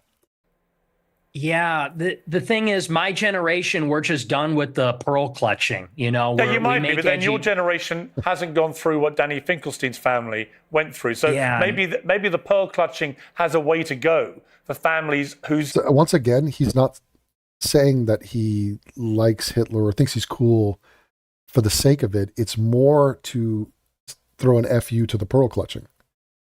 Because that is what he feels. He feels this authoritarian rule set that is put upon him that says you can't have this thought. And so him, like an edgy teenager, is like, well, I'm going to express the thought that you said I can't have. And so that's why he says, I don't think it was 6 million, or I'm saying it because you're saying I can't say it. So he's just an edgy teenager. Whose family members oh my gosh, were murdered. Yeah, we got all that. Me mom, like You know, I don't even know who this person is. Why is this person talking to me? This This is what he's told. old British guy is. So he is saying, look, this is what I'm talking about, the leveraging of the event. So I'm supposed to feel guilty. This guy's grandparents or whatever were sent to the gulag. And it's like, you're trying to leverage that over me. I'm supposed to like, I don't know, cater to you in a way, or you're supposed to be the hero of this exchange for some reason. And he's just not having that. And no, it's not sensitive. It's not gracious. It's not classy. It's not showing any empathy of any kind. But he doesn't like the power dynamic. He's like, look, everyone in my family is dead too. Bad shit has happened to my family. You're not the main character of my story. And I don't like whatever this random fact about what happened to your parents or grandparents. Okay. You can't lord this over me. And I'm not going to live under the shadow of this thing that I'm supposed to give deference to. And that's his gripe. So he's not even talking about like Stalin or Hitler, or he doesn't really care. It's more, I don't like the power dynamic of feeling that I can or can't say something, or that you have the authority to tell me that. I'm not going to be guilted by other people, period. I didn't put your grandmother in the gulag. I didn't kill the 6 million Jews. So why am I being... Now, this is an emotional and reactive thing, but I think that's kind of what he's trying to say. Saying me mom got killed by Hitler. Because he doesn't find it funny when you say Hitler's very fucking cool. I don't care. He finds I don't care. I know you don't care. That's fine. You don't have to care. But he does care. Does that guy care about America? Does that guy care about me and my See, main character. I'm the main character. country and my family? Yeah, me. And so this guy's like, hey, you're celebrating a mass murderer who like killed my family members. And he's like, fuck you. I care about me. So I'm a short little thin guy from Chicago. And I want me stuff. Me. It's like, dude, could you at least give a fucking thoughtful, somewhat human sentence about the Holocaust or Hitler being a prick? I mean, oh, you want me to say Hitler was bad? Well, no, Dad, I'm not going to say that. I love Hitler, in fact. Okay, you want some attention, little Nicky? No. He cares what you, a prominent conservative in America, has to... So if this guy had enough strength, self-assurance, or attention in his life, love in his life, he would not feel the need to try to hijack a conversation about what Hitler did in the Holocaust and make it about him. You know, I'm tired of all... I went through the fucking Holocaust Memorial in LA. Went through the whole exhibit. Not a single thing said about devontracey. Nothing.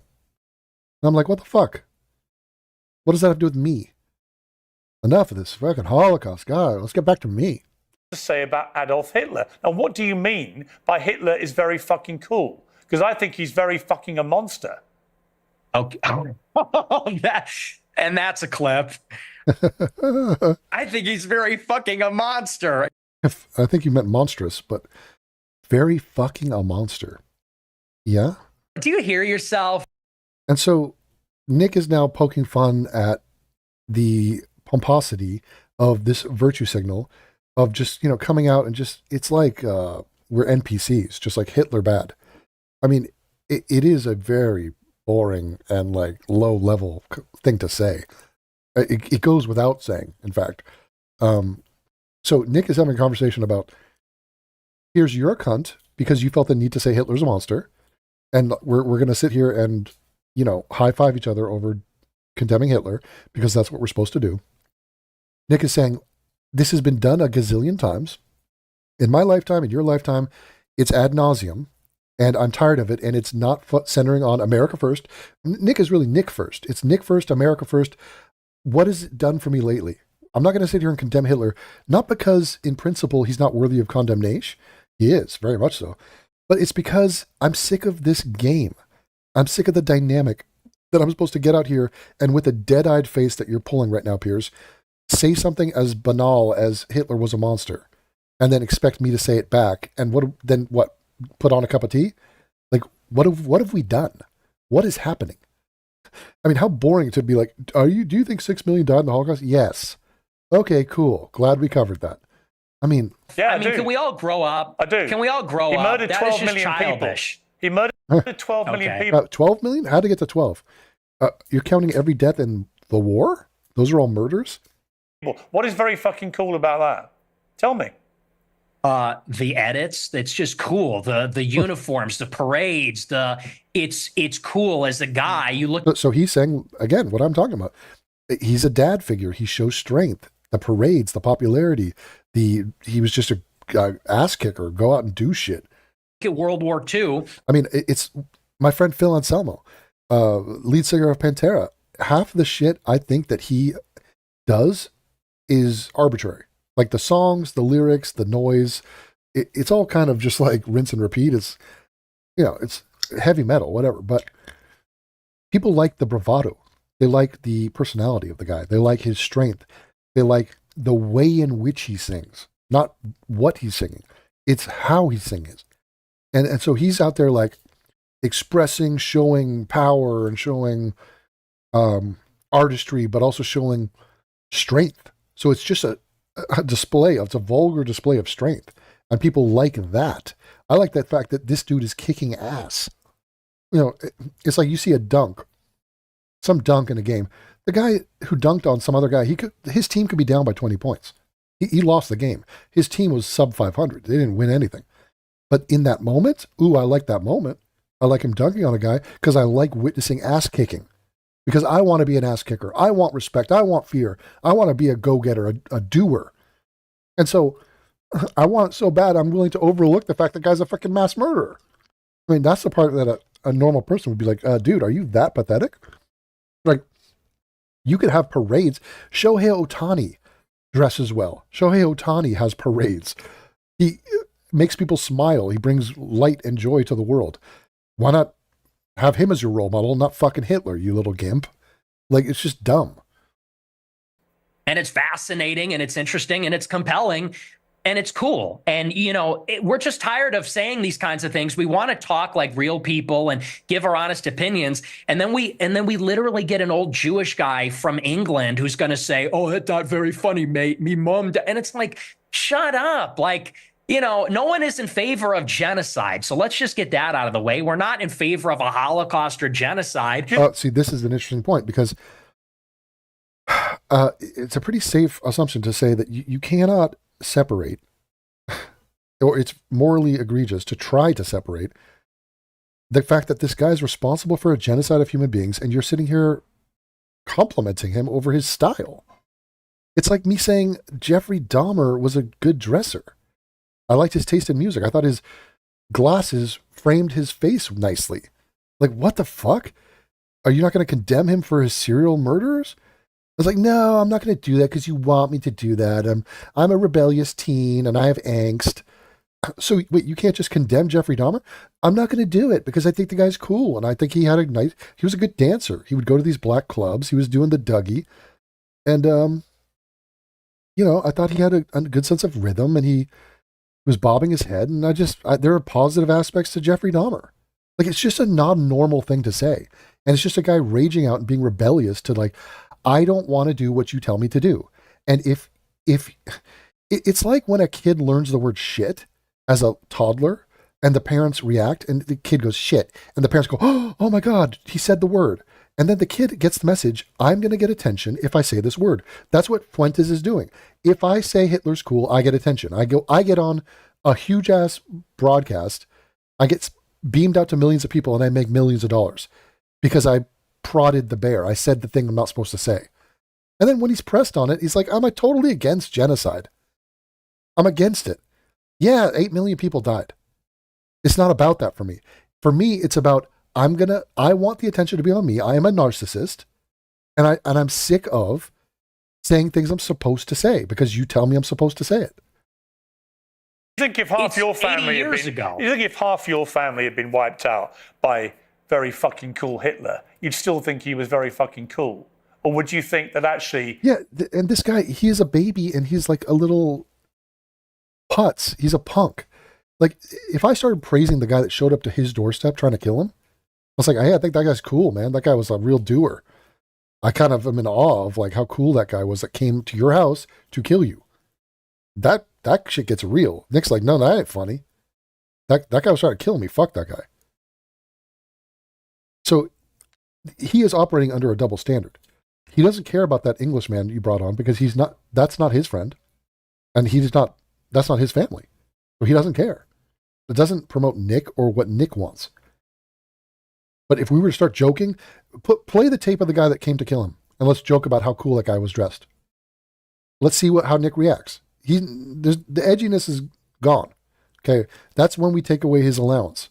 He was a despicable monster who murdered 12 million people, who targeted people because they were disabled or Jewish. He's getting bored. Nick is now bored with the NPC condemnation of Hitler.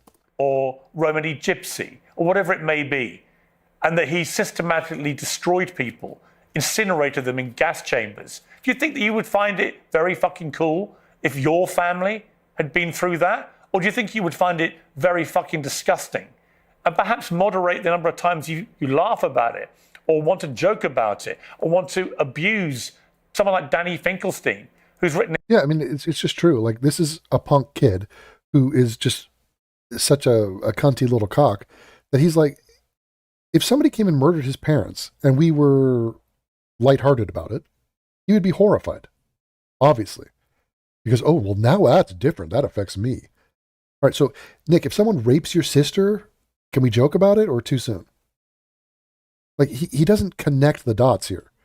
He's that much up his own ass that he's just like, if it doesn't affect me personally, I cannot be human about it. I can't be decent about it. I need the attention, me, and fuck everyone else. Incredibly powerful books about what happened to his extended family at the hands of the Nazis and your other hero, Stalin. See, my point to you, Nick Fuentes, is that in parts of this interview, you try to come across as moderate, but every now and again, the mask slips. And it slipped again here with what you say about Hitler. There's nothing very fucking cool about Hitler. We know that from history now. We know what he did. You've already conceded that he murdered at least 6 million Jews. So when you say he's very fucking cool, Jewish people watch this and go, this guy's disgusting. Why would he say this about someone who perpetrated... Yeah, I mean, this is edgelordism, like, gone berserk. I mean, it really is. If you want to talk about someone being cool, there's like a million cool people out there. Actors and sports stars and just people. I mean, he's doing this for the attention. He does this because of the reaction it gets from people like Piers. It's such an evil. And what's the real answer? Why do you? Is it just for clicks? Is it for money? Is it just for fun? For shits and giggles? What is it? He wants the attention for himself. What motivates you to say something like Hitler was very fucking cool? It's for this. It's for I told you. This. I told you. I told you. Nick's telling you. It is for this. Look at where it's got him. Okay? He poked the bear, and the bear's like, why'd you poke me? It's like, because of what you're about to do. I mean, you are the joke. This is Andy Kaufman reading the Bible or reading War and Peace to his audience at a stand-up show. And they're like, why are you reading us a book? You fuck, you're supposed to make us laugh. And he goes, no, you're going to make me laugh thinking about how mad you're about to get. So that's what he's doing. It's not like advanced. It's just like you're taking the bait. He's an edgy, attention-seeking, narcissistic kid who's just being a derpy edgelord. Yes, and the lack of self-awareness is amazing. You're a boomer. You're a 60-year-old boomer, and we've spent maybe 3 minutes on you saying he's a really fucking monster. He incinerated people. And I'm sitting here saying it's not that serious. It's not that deep. And not that what serious. I'm getting at. Not that serious. Do you want to say more about he's a monster? You're not a kid yourself anymore. You're not a teenager. I know. Right? You're nearly 30. To be clear, yeah, okay? You're a fully formed adult who has a brain, right? And at some stage, that brain is taking you off these rabbit warrens. Is this an interview or is this a lecture? Can I respond to what you're saying? I want you to explain why you think it's fine to say how fucking cool Hitler is and to dismiss the very powerful 90 seconds from a British journalist who lost a lot of family members to the Nazis in such a callous, dismissive manner. I don't think it's powerful. I think we've been hearing that our entire lives. Okay, the Schindler's List. Let's just be honest. The propaganda is over the top. We have been brought in America. What about the Schindler's List? Tell me about the Schindler's List. Well, tell me about the Schindler's List. I'll tell you about it. We have been browbeaten as a people, as Americans, as Westerners, for our entire lives. And do you know what this has done? It has taken away any sense of pride, any sense of love for our own civilization. We have been made the villain in our own story. Okay, interesting point. Let's reflect on it. This guy is pretending that Schindler's List and those stories have made us the villain in our own story. It is interesting, the conflation of white people being the bad guys of the Holocaust as an identity. So it's like we've lost track of, wait, we're the ones who beat Hitler. Okay, at great expense. And that's British, English, Americans, and Russians. So why are we not the heroes of the story? Why are the Jews constantly shitting on us? We're the ones that stopped the Holocaust from continuing. We saved them. And so, and it is ironic, even Schindler's List is a movie that celebrates a fucking war criminal, Oskar Schindler, who basically did nothing. He gets a lot of credit. He got a real cush look from history because of this movie. This guy was a womanizer, cheated on his wife with 1 million women, was using slave labor during a war to profiteer off the war. I mean, what the fuck? You think this guy's like Mother Teresa? Mother Teresa isn't even Mother Teresa. Oskar Schindler was not some great guy. And instead, it's not even the movie Schindler's List. It's why the movie even exists in the first place. And it's like, it's a great movie. It's artistically well made. Everything's great about it. It's just he's complaining about the overwhelming narrative building. The story, and stories matter, especially to religious people. As far as who's the main character, who's the hero of the story, who is the villain of the story. And Nick is suggesting it is white Westerners who are painted as the villain of the global narrative. So white colonizers, anybody in the West, any white man in America, you're a slave owner. My family came here after all that shit. We don't own slaves. What the fuck are you talking about? I have nothing to do with it. In fact, we stopped the slaves. We lost 500,000 people fighting to end slavery. We get no credit for that. And so this is what he's cobbling together. He's speaking from a sense of feelings. This is the vibe he gets. This is, we're being bombarded with the waves of connotations about, like the Jews are the victims, the blacks are the victims. Okay, well, who's the oppressor? The whites. Whites like who? Well, like the white slave owners and the Nazis. Well, we stopped those guys.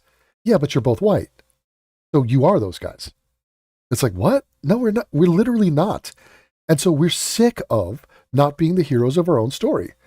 I mean, to the point of like, The Little Mermaid is black. I just watched Hercules. I went to see Hercules in London. They cast, as Hercules, a mulatto, half a black guy, and they cast half a black woman to play the girl in that. I forget her name. And it's like, it already had these black muses, and so the whole thing was blackified. And we're just going, fucking Christ. Hamilton, the musical, they swap out all the characters. This is happening. You're getting white people it's not even that they're swapping out characters or in remakes and whatnot, and Disney and across the board, or just casting random black people all over the place, totally disproportionately.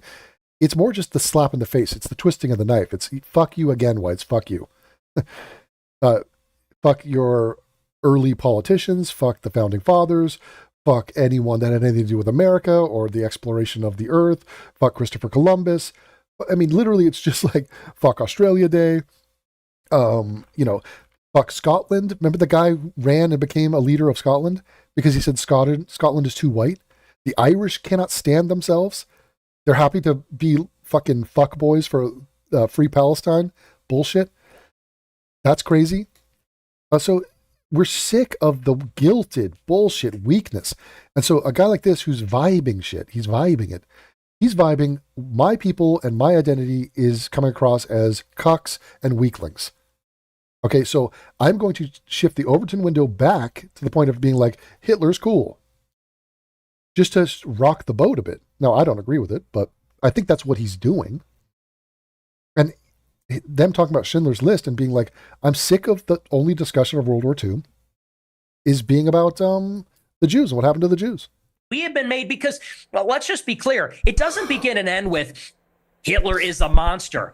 This has been the political narrative, which is why we have thrown open the borders. This is a political narrative, which is why we can't be a conservative society as a whole anymore, why we can't be proud of Europeans, why we can't be proud of being Christian, because they've told. Hold on. He's dead accurate right now.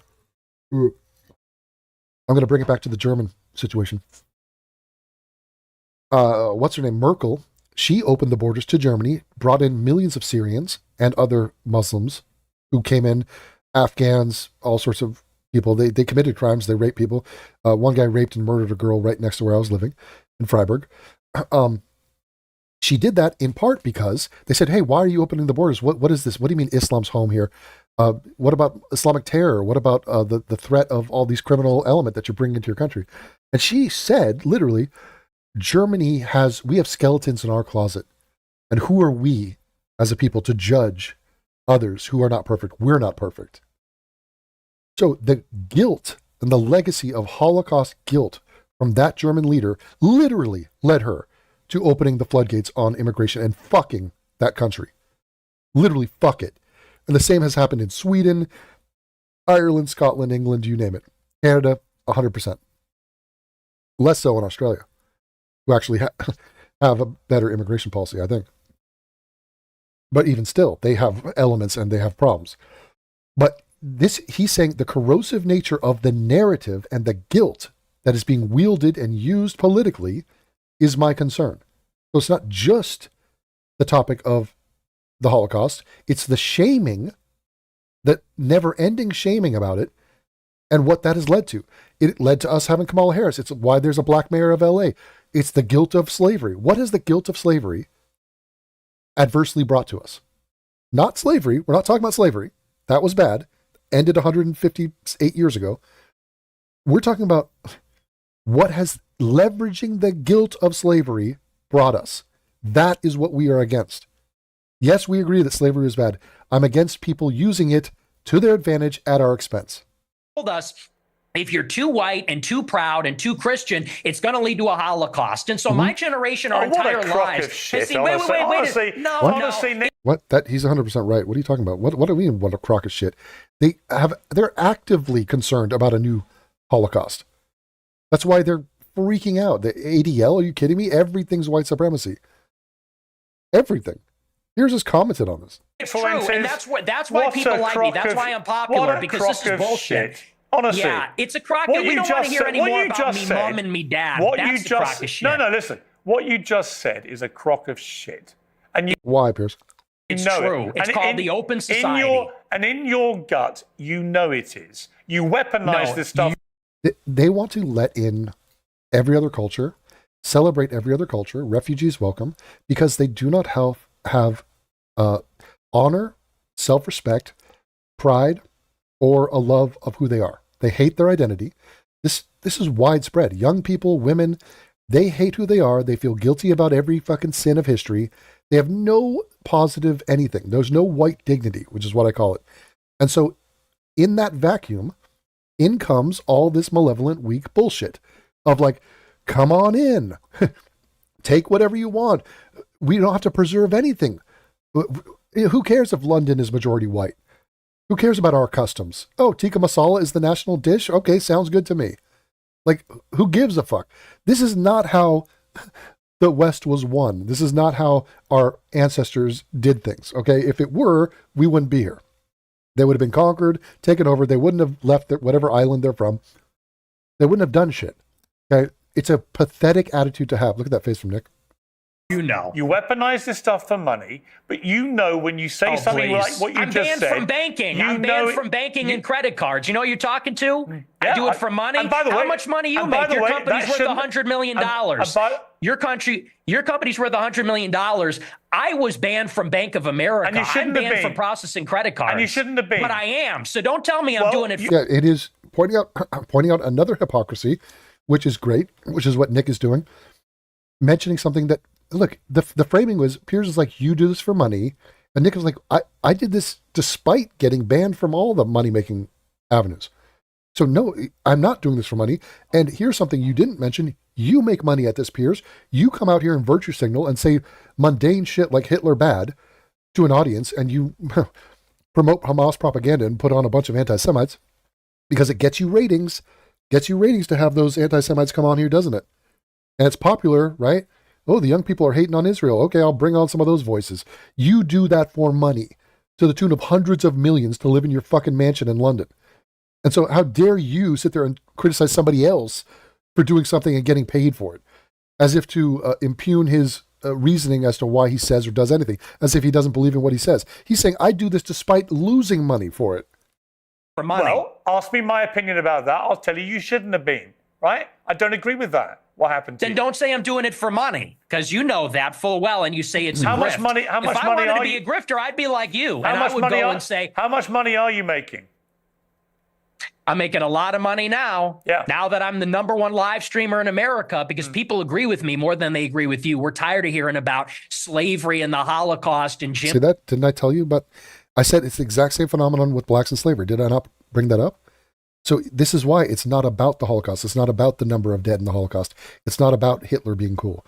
It's about we don't like the umbrella cloud of guilt that you have lorded over us for years, where there's no room for us to have any heroic, noble identity. We're just supposed to sit here and grieve over the misfortunes of other groups and sort of half-ass blame ourselves for everything, and we're kind of shit. It's like, what? Dude, they act like white people are stormtroopers. They act like if you see a white person, you should consider them the same way you would consider a stormtrooper. And to be like, do they even have a name? I think they're whatever, just white guy, just Karen. They'll just call you a generic name. Like stormtroopers have like numbers and letters for their names, right? And it's like, look, whatever you are, you're white, you're a stormtrooper, you're part of the Empire, you're the bad guys. You don't have an individual identity. You will never be separated from the fact that you are on Darth Vader's side and you're part of remember the death, what's it called? The Star Destroyer, right? And you killed Endor. You destroyed Endor.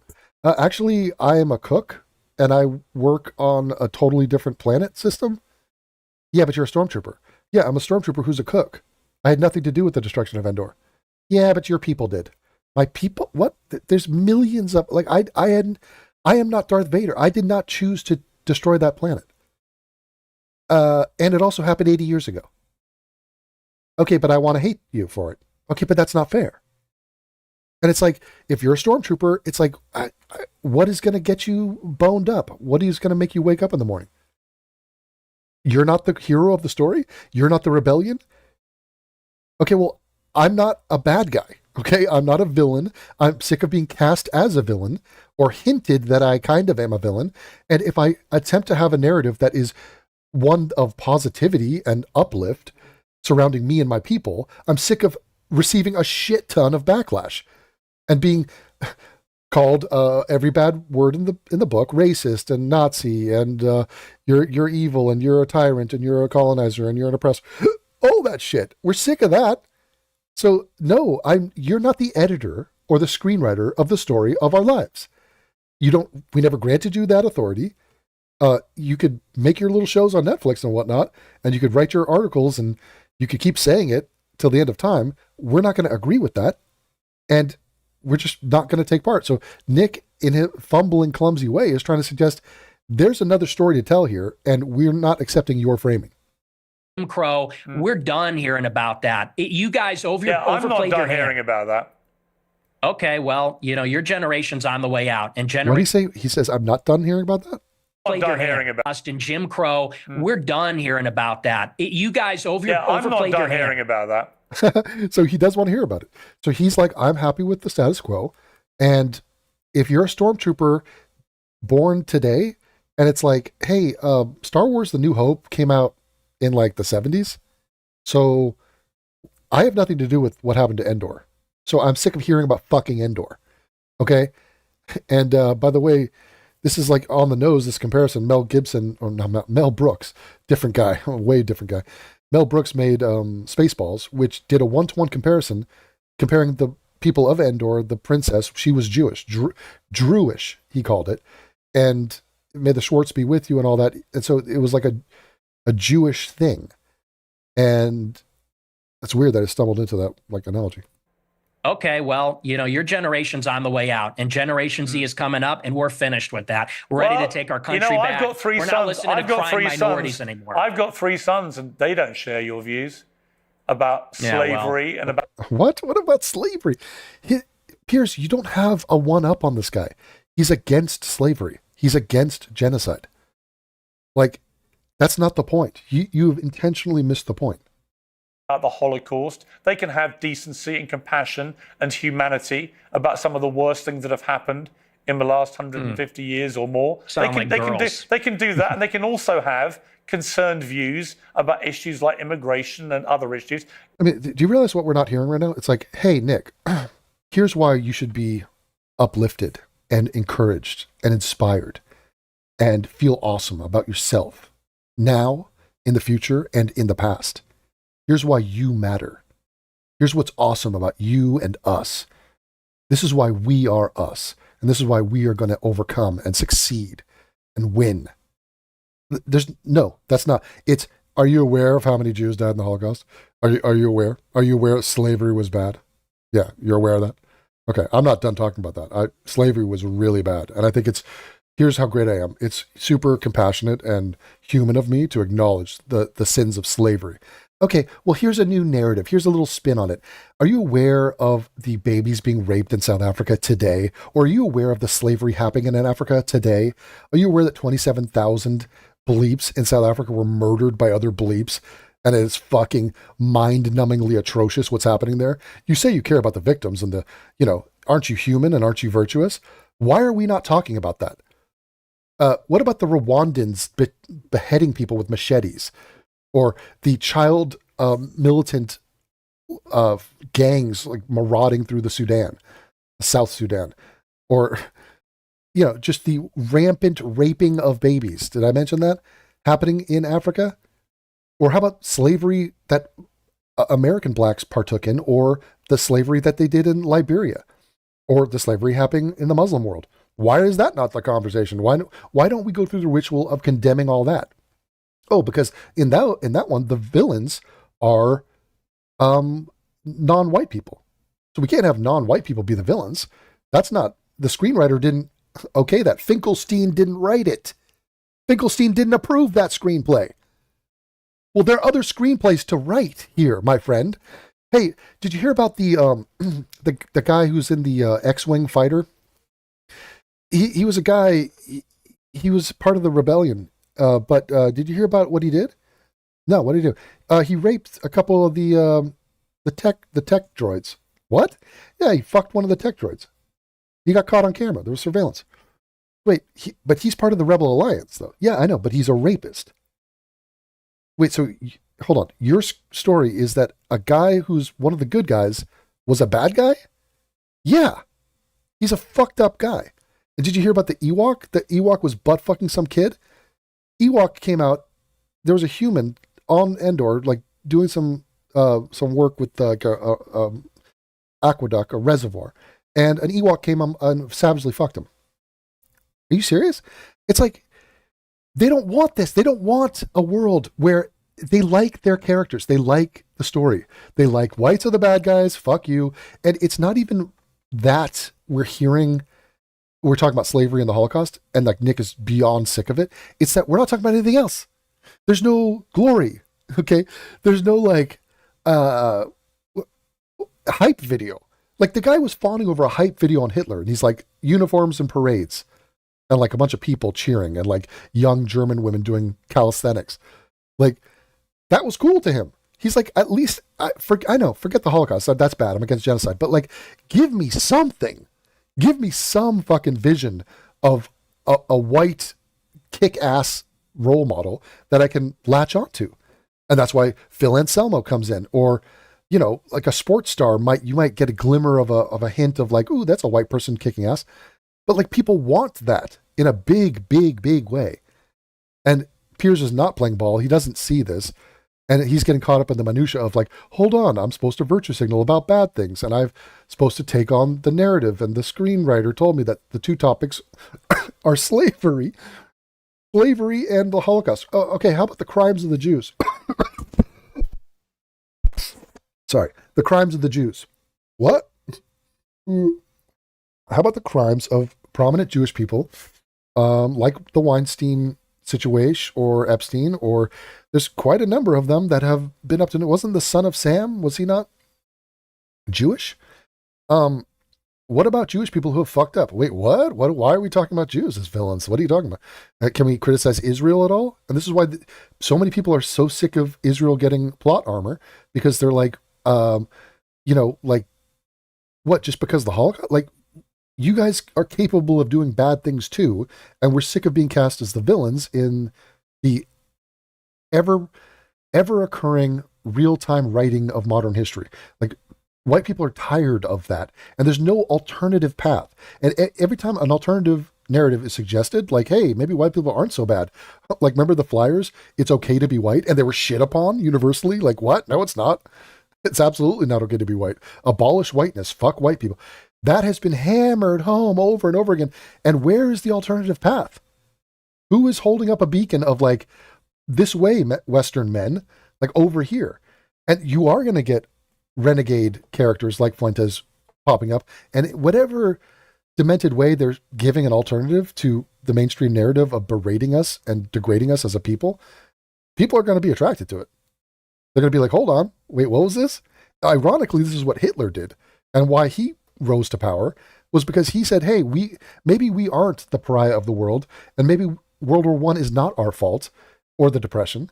And maybe we aren't supposed to be downtrodden as a people. Maybe we are great people. And people are like, oh, I kind of like that message. I prefer that message than we have to pay fucking reparations for World War I forever. The two things are not mutually incompatible. You can have different views about different things. It's your lack of humanity and compassion for people about things like the Holocaust, about slavery. Okay, so if you were to say, again, the two topics we're allowed to talk about, what has happened to white people? In history or now, white people are disenfranchised. They are leading the country in suicide. White men, middle-aged white men, are the most suicidal people. What about that? What if I want to talk about that? It's that people find so contemptible. And I don't understand why you need to do that. Here's a topic. White people have pioneered everything from art, culture, science, geology, space exploration, you name it, we have done it. We have a lineage of greatness that I think is being a little bit underplayed. Okay, just a tad. I think we have every reason on earth to be incredibly proud and excited about who we are and what we can be. How about that? Is that the message from any political candidate, from any TV show, from any television show, movie? No, absolutely it is not. 1,000% nothing like that is happening. Is it, again, I just ask you, is your motivation financial? Is your motivation for fun? What is the motivation for saying these outlandish things, which you don't need to say, and which I suspect, I don't know, I suspect a lot of it is performative. So what is... No, Piers doesn't understand what I fully understand. What's the motivation? I'm an iconoclast. The Holocaust is not my religion, and it is treated like a religion. It is treated like a religion with dogma, with blasphemy laws, and that secular religion says, and you say that's a crock of shit.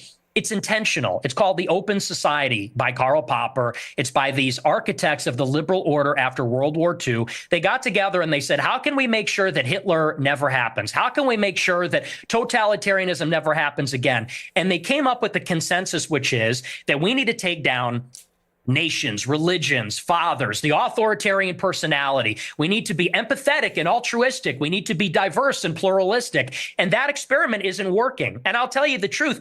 Right now, and you can laugh at this, you can scoff at this, our people are being genocided in our country. Wow.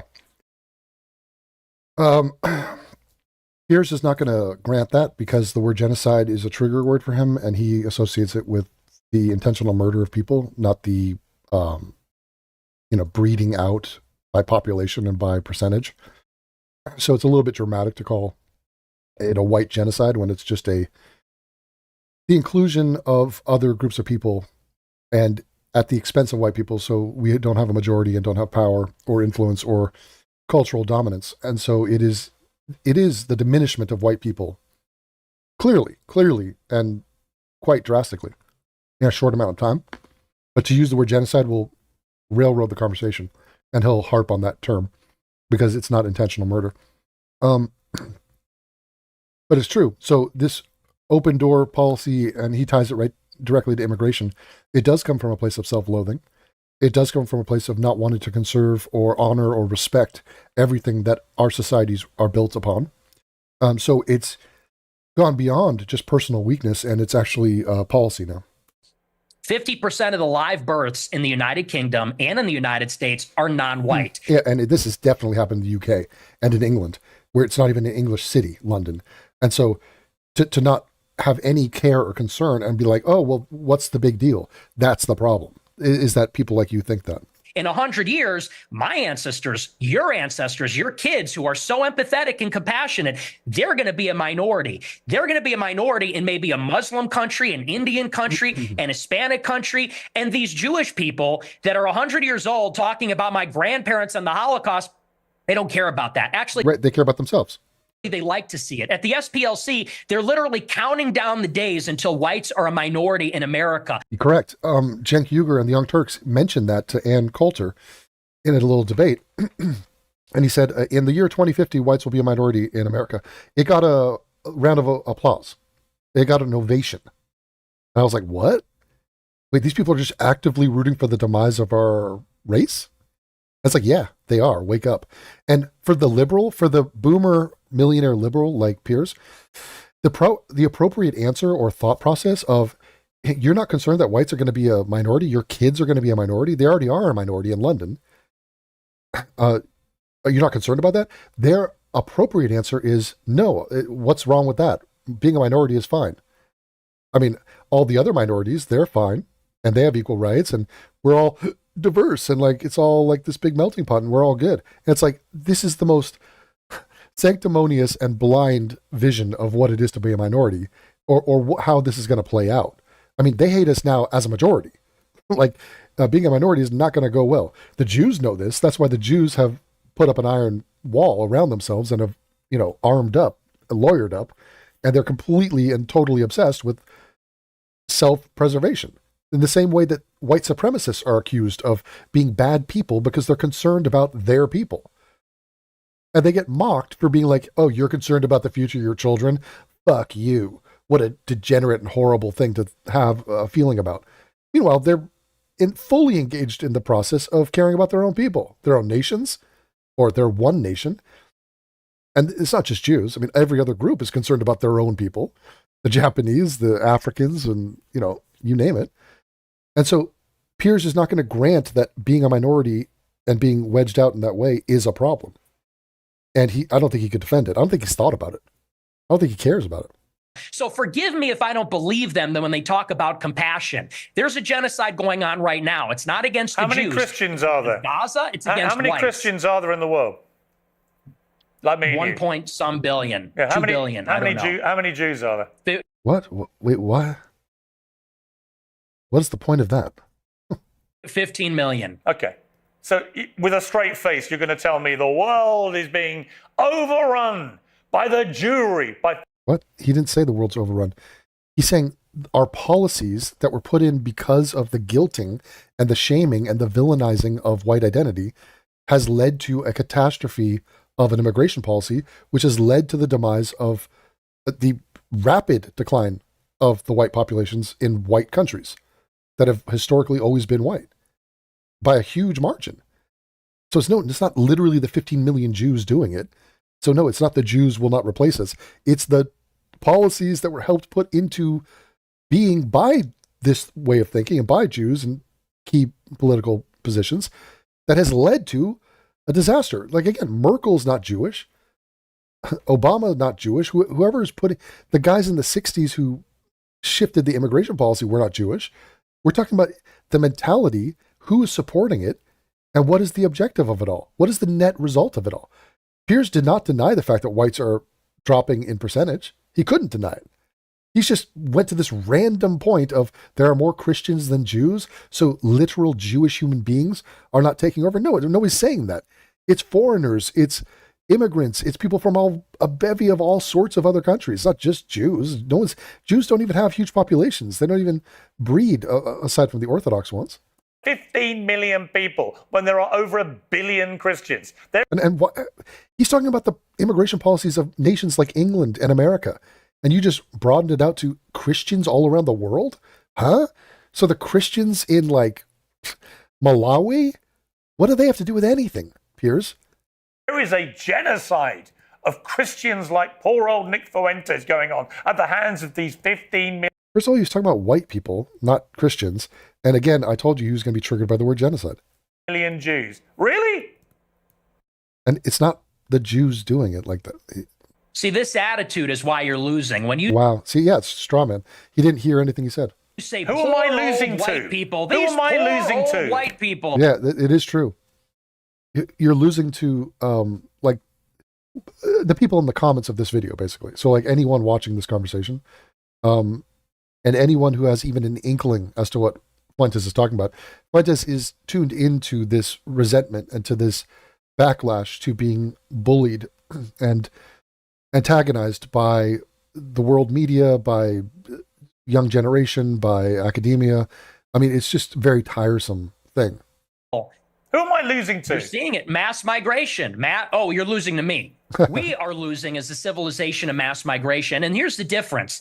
In Israel, they have my politics. In Israel, they want to maintain a Jewish majority. If they had it their way, it would only be Jewish people. 100%. Well, some of them, the hardliners, would want that, but the others are willing to have a minority so long as it stays a minority.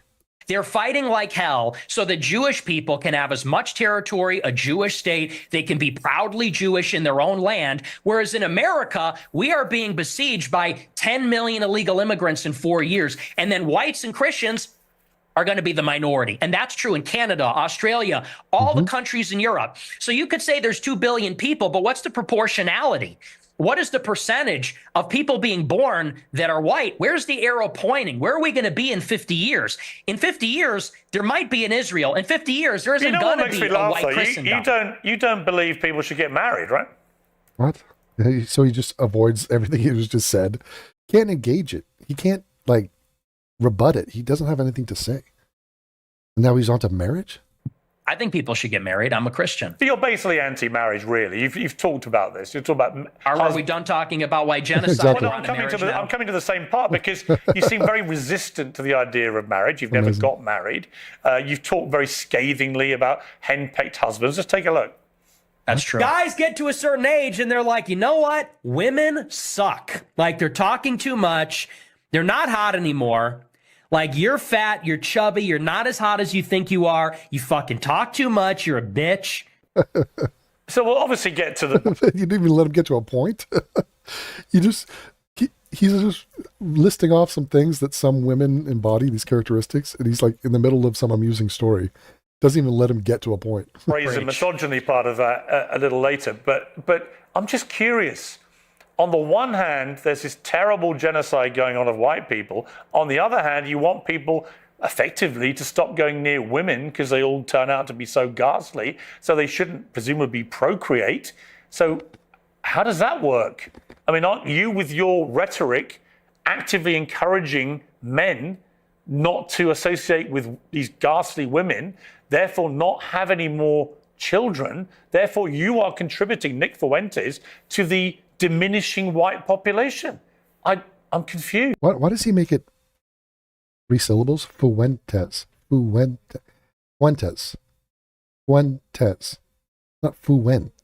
Fuentes. What the fuck is that?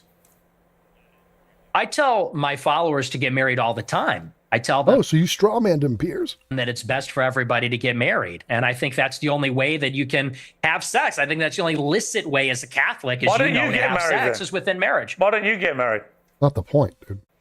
I'll get married later. It's been difficult for me because people are shooting at me at my house. I don't know that I don't want to have kids and a wife. You know, my wife would be screaming about that. Me, I have to be able to take risks and be able to say these things It's difficult to bring a family into a life that's like that. But for my followers, I tell them to get married.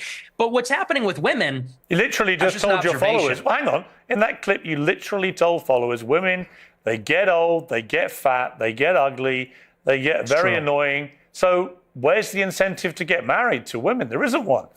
You're actively telling them the opposite. You're extrapolating a lot. We can complain. Just quoting you back yourself again. No, you cut him off before he made a point in the clip, and then you just made up what he was trying to say. You're strawmanning a guy to his face. No, but you're extrapolating and saying, well, you say women are annoying, so therefore, what's the incentive? We have to do it in spite of the fact that they are annoying. There's a lot of truth to what he just said there. I mean, first of all, marriages and relationships are very difficult, and the instinct to procreate and to have sex is so strong that it will let men deal with an enormous amount of bullshit. And you could say the same thing in reverse. It's not like men are a walk in the park. So like women have to put up a lot of male bullshit. Of course, Nick's not going to say that because it doesn't suit him, but we have to do it in spite of the fact that they talk too much. We can get them to lose weight. We can put them on peptides. We can get them to the promised land. But it's going to be Do you think this view of women may be why none of them want to go near you? Oh, you should see my DMs. It is quite the opposite. They're called the Groybettes, and I'm actually batting them away. Granted, not all of them are attractive. Some of them are attractive. Are you actually? Look, just to clear up one of the many theories about you, I've no idea what the answer is, and you haven't got to answer. But are you actually attracted to women? I am attracted to women. You're not gay? No. But I will say that women are very difficult to be around. Okay. So there's that. And do you think they should have the right to vote? That's a gay answer. I do not, no. So this is just another weird hill to die on. Women should not have the right to vote. Okay. Absolutely not. They should stay at home? Well, yeah, absolutely. So basically, you're just a misogynist old dinosaur, aren't you? For a young guy. Yeah. I mean, I know I'm the boomer. Yeah, he's embraced the misogyny. I know I'm the boomer here, but actually, you're a 27-year-old dinosaur, aren't you? Aren't you, Nick Fuentes? All women. I am. All women are annoying. Fuentes. All women grow old. They all get fat. Says the guy. Have you ever had sex? No, absolutely not. Wow. Says the guy who's never got laid. Wow. That's the thing, though. You boomers, it's always you think you're an expert in women, free love. given you've never got laid? Yeah, we are going back to the Stone Age. You're absolutely right. This, you're talking about empathy, and your kids are empathetic, and they would never laugh at a joke about the Holocaust, and you're a misogynist. You're a simp yourself. You're totally henpecked. That's the problem. So we are going back to the way Let me play another clip of yours about women. A lot of women want to be raped, and when I say raped, I mean like that sounds bad when I say it like that. But there's like a lot of women that really want a guy to beat the shit out of them. But also they have to pretend, but part of it is they have to pretend like they don't. You think women want to be raped, do you? Okay, well, this is spoken very poorly, poor choice of words there, but there is a huge amount of truth to the sentiment. I mean, what was that movie that was super popular? It was a book. They made it into a movie. Sex Diaries. No, what was it? I forget. But it was like, there's something diary, wasn't it? Fuck it. I forget, but it was like about bondage and rough sex and about a man sort of taking a woman and being powerful in that way and asserting himself. This is well studied and well documented that this is an attractive thing, and no, not raped and beaten up, but definitely showing sexual confidence and assertiveness. Like for Piers to pretend otherwise is him being an ignorant putz. But of course, Nick said that in the most offensive and clunky way imaginable, and so that's what the studies show, Piers. It is true. I mean, but not the beating up. That is what these statistics But that's what say. you believe, They is have it? fantasies. They have fantasies about it. That's also true. I don't think that they Not across the board. It's not all. It's always not all. want to actually get raped. Yeah, exactly. But there's a study out there. Get ready for this. it says 62% of women have rape fantasies. And if you read anything that they're reading, if you watched what they're watching, Right. what do you think 50 Shades of Grey That's is? the one I was talking about. I brought it up. What do you think that's about? I mean, it's not just that movie. There's plenty of other movies. If you want to get into the female brain and like go watch the movies that are catered to them and see what turns them on, see what they're about. Go read a romance novel. Ever wonder why it's a big, strong guy with muscles on the cover? Is about? What do you What do you think he's doing with those muscles? think Twilight is about? Twilight? Wait, a vampire and a werewolf fucking this chick who was a lesbian, ironically? I don't know. I mean, that's just true. You think women want to have the shit beaten out of them, as you said? Yeah, and it's very disturbing, but it's true. Do you think your views on women might change? So Piers again did not engage in the fact that there are studies that show that they have these fantasies. It's probably reflected in the porn that they search for, that it's on a spectrum.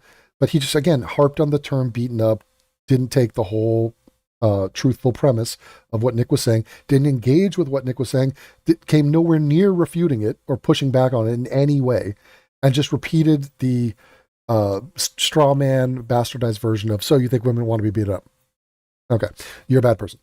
Actually ever had a relationship with one or had sex and actually had a proper relationship?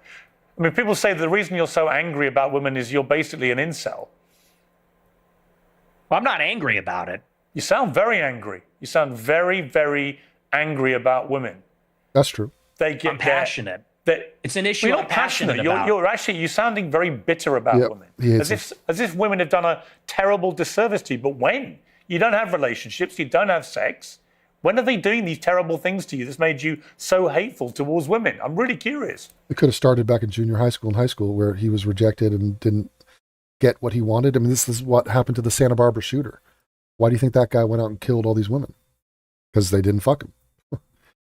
There is a resident anger that most men hold, whether they're aware of it or not, which is that all the hot women on earth right now, there are millions of them, are not currently fucking me. Like, and it's sort of annoying. And it's like, it's the knowledge of not only they never fucked you, they never will fuck you. And like, life keeps going. The sun comes up, the sun goes down. The tide goes in, the tide goes out. My dick doesn't go in, it doesn't go out. You can't explain that. And I can't explain it, but I do know one thing. I'm not happy about it. It's fucked up. Was that? I don't think that was a hateful clip. I think I was laughing. I said they want men to beat the shit out of them. And that's just true. I mean, when you look at the state of modern women, all they do is lay in their bed, doom scroll, they're chilling out. They're getting a little fat. It is what it is. I don't know what the average weight is, but they're getting a little heavy. And any guy that is playing the field these days will tell you that. He's speaking in generalities, and I don't even know what area he's referencing. Is this a Midwest thing? Is this an American thing? I mean, yes, they are overweight, but I mean, there's obviously pockets of women who are not overweight at all. I mean, and I know a lot of the Chads. I am an incel. I'm friends with a lot of Chads like Bradley Martin, Clavicular. They agree with me. But he's not an incel because he could have sex with any of these stalkers and fangirls. So he's not involuntarily celibate. He's just a cell. He's a vol cell. You know, there's sort of like this alliance between the guys that don't have sex and the guys that get the most sex. We know what women are about. It's the guys in the middle. With a simps. Guys like you in the middle. It's the beta male orbiters that say, she's amazing. You're a misogynistic pig. Because I don't know what that is. I guess. Well, come on. Let me explain to you what I think it is. I think when a 27-year-old guy who's never got laid, never had a meaningful relationship with a woman, says that women shouldn't be allowed to vote, they should stay at home, that all they do is fantasize. First of all, staying at home and not being allowed to vote are two totally separate things. You mash those together. The staying at home part is not even a disservice to women. That is an amazing. If only someone told me to stay at home and not work, I would love it. So a lot of women would agree. They're like, fuck yeah, I'll stay at home. Oh, poor me. I get to raise kids and like cook and be happy. The not voting thing, I mean, whatever. That's just, again, being edgy. About being raped and being beaten up. That's what they want. That they're annoying, that they get fat, that they get ugly. That's a misogynist. Now, you may not He already said that he was one. understand it because your knowledge of women is so incredibly tiny, but actually, you are the embodiment of a misogynist. It couldn't be clearer. And if I was And he says, okay, again, I'm not granting you and that word power over me.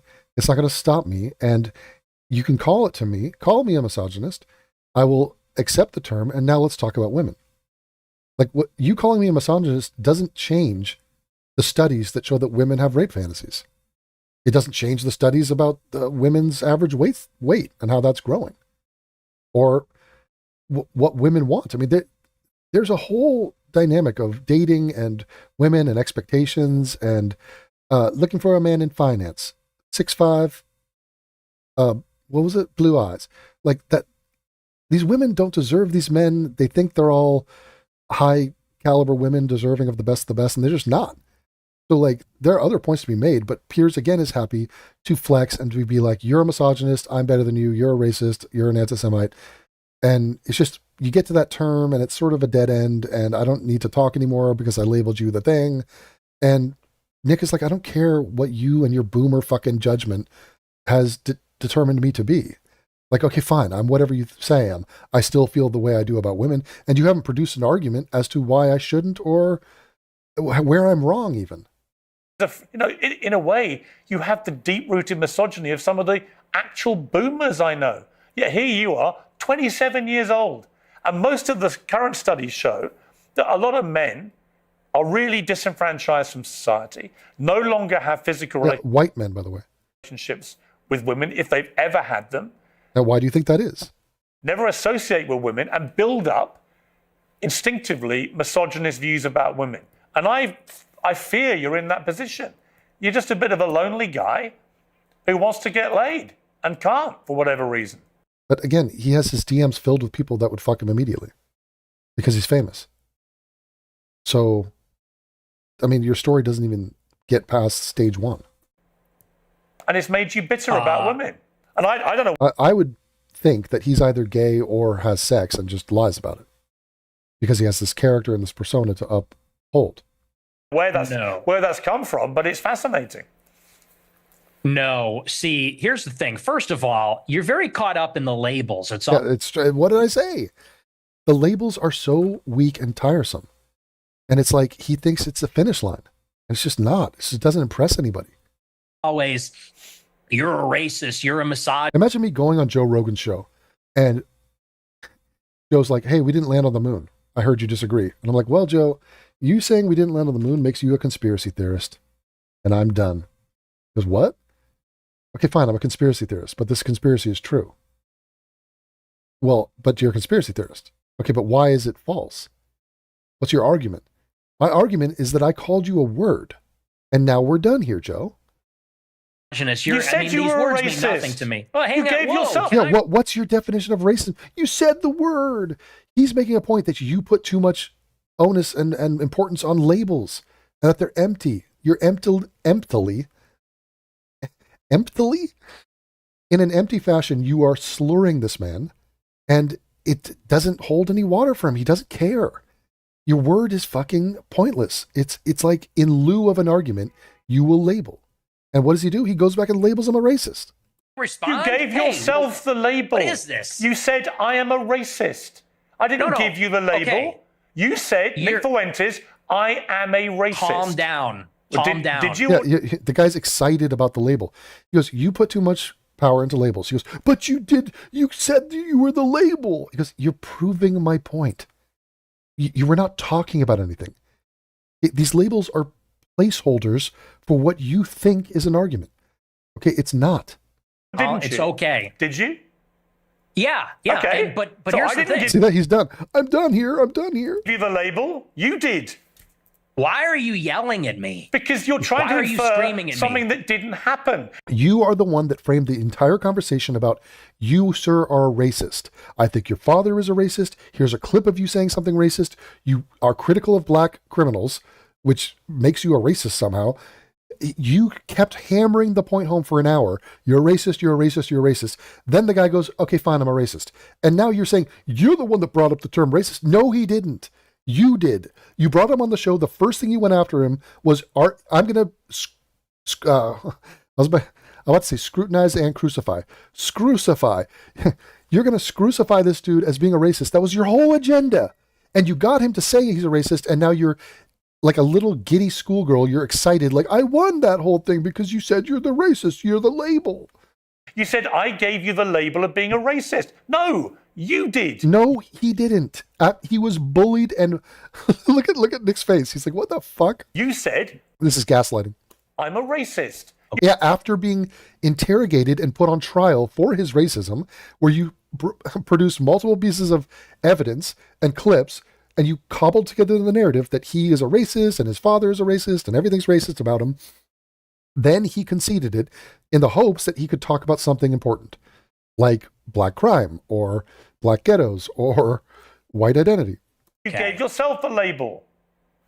Gonna have to tone it down a little, all right? You're gonna have to bring it down a notch and relax. This is just an interview, okay? Please calm down.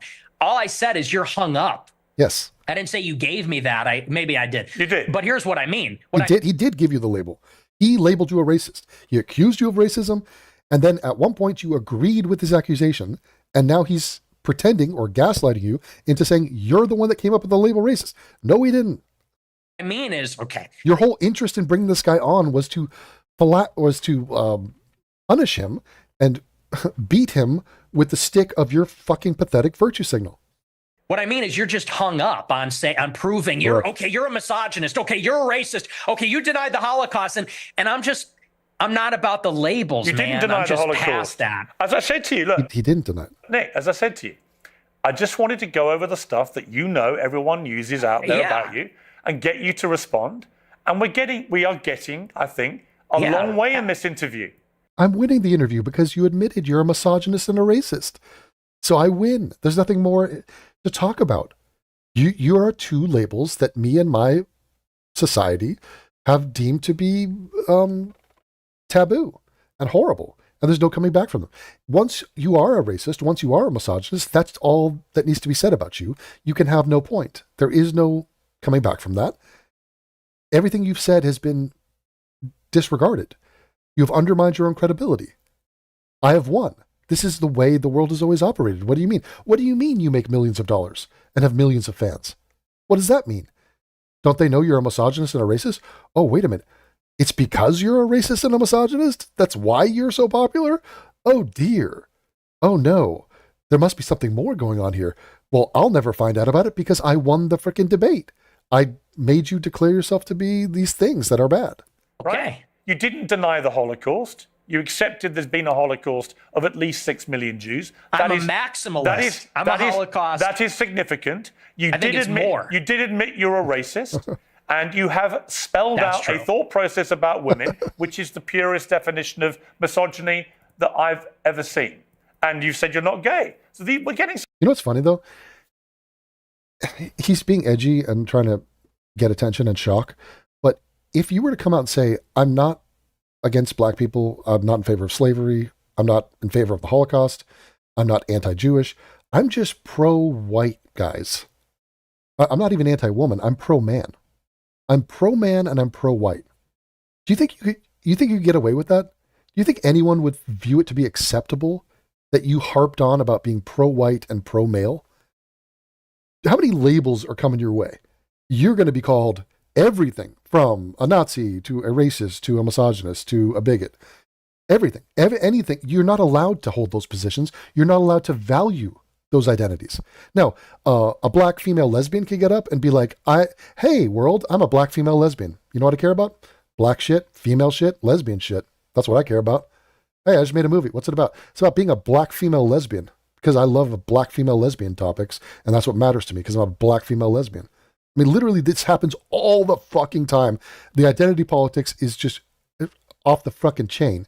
And now a white person, so it's not that we're against Jews, against women, against anything. It's just, can I be pro-me?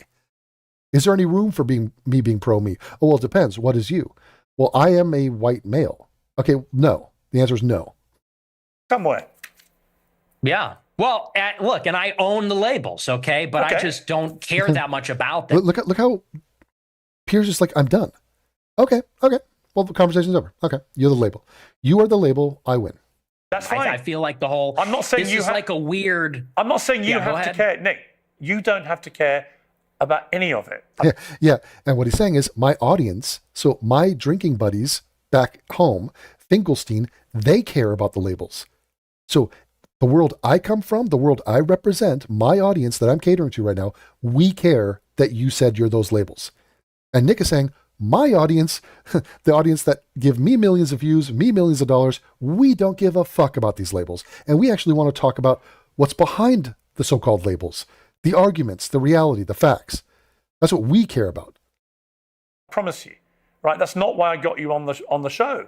I wanted to give you a fair crack, which I think I have. We've gone over a lot of stuff. We've got a bit more to go on. I genuinely don't think I've ambushed you with anything you couldn't have been expecting. No. I don't think I've been overtly hostile. In fact, when you've asked me to calm down, I've calmed down. I don't want to have a hostile, angry, shouty match with you. I simply want you to spell out exactly what you've meant about all these things, and people can then be the judge of them. So let's take another break, and we'll come back and talk about... It's so crazy that the finish line is the label. Isn't that wild? I'm just saying you're a misogynist because you said these things about women. Oh, these things that are supported by facts? Yeah, we could talk about women and their weight and the way they are and how difficult they are to deal with in relationships, or we could talk about them and voting and their, no, you're a misogynist. Okay, well, but do you want to talk about the issues and like the thing? No, I just want you to admit you're a misogynist. Okay, fine, I'm a misogynist. Now let's get back to talking about, no, we're good. So it's fine. What? The conversation's over? Yeah. No, we're good. Donald Trump, Tucker Carlson, Candace Owens, and others. All right. Christmas is... All right. Candace and all that shit. I don't know if I'm interested in that. These people, I hate to say it, but they're just like in denial. And they're like, okay, everybody, let's all go on Twitter and let's tell Trump, don't screw over your voters. Okay, I can't deal with Trump shit. Candace is also just toxic to the brain. Anyway, interesting conversation. I don't think it went well for Piers at all. I think he really exposed himself. And Nick, for as clumsy and shock jockey and wannabe edgelord as he is, there's a lot, especially on the black crime stuff, that is just like irrefutable. But he has a compelling worldview where he's sort of the living embodiment of the Overton window. And he is looking for that sweet spot of pushing back on narratives, on rocking the boat, on poking the bear, poking the establishment, and just sort of breaking through the NPC dynamic, that sort of brain dead, do as you're told mentality. He's like, nah, no. And really, he's shooting down fish in a barrel here. He doesn't want to talk about the old topics in the way that they've always been discussed. And really what he wants to get to is, I think, a positive message for white people, for Americans, in his case, for Catholics. He wants there to be something good or light, something to be hopeful about. And to get to something like that, if it were to exist, you'd have to machete your way through all this jungle of depravity and guilt and negative voices coming in on the very group of people that he is trying to uplift, which is white male Catholics. And so because the world is hell-bent on not doing that, I mean, these are the last people that are going to get the benefit of the doubt or be given any sort of positive energy. He feels very frustrated by that, resentful, smarmy, and that's why he's irreverent and memes and jokes and pokes fun, and he's just sort of this disenfranchised, disgruntled, angsty youth who is going to edgelord it up until he gets what he wants, which is a positive male role model, and which is just a positive path or direction that he could sort of be invested in and be optimistic about. And it'll be a shit show. It'll be a train wreck. It'll be cringe and sensational when he's like praising Hitler because he's like, what? or like women should be beaten. And it's like, dude, where are we going with this? But underneath it all, there are points that a boomer like Piers does not want to engage in head on, because I don't think he is equipped to do that. So he's just like label, eject. And meanwhile, Fuentes will go back to his big audience and be like, that guy's a clown. And you can see he's a coward and a simp and a puppet. And he didn't disprove anything.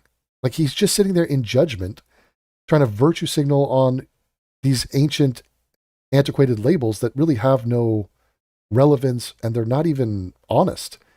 I mean, or to be more advanced, it's like, Nick is like, well, who isn't a racist? If you're going to call me a racist for not wanting to die and live in a bad, crime-ridden neighborhood, then who isn't a racist? So, like, what are we even talking about? And the answer is nothing. We're talking about nothing, and it's just I'm better than you, and you scare me, so, like, let me demonize you and stigmatize you.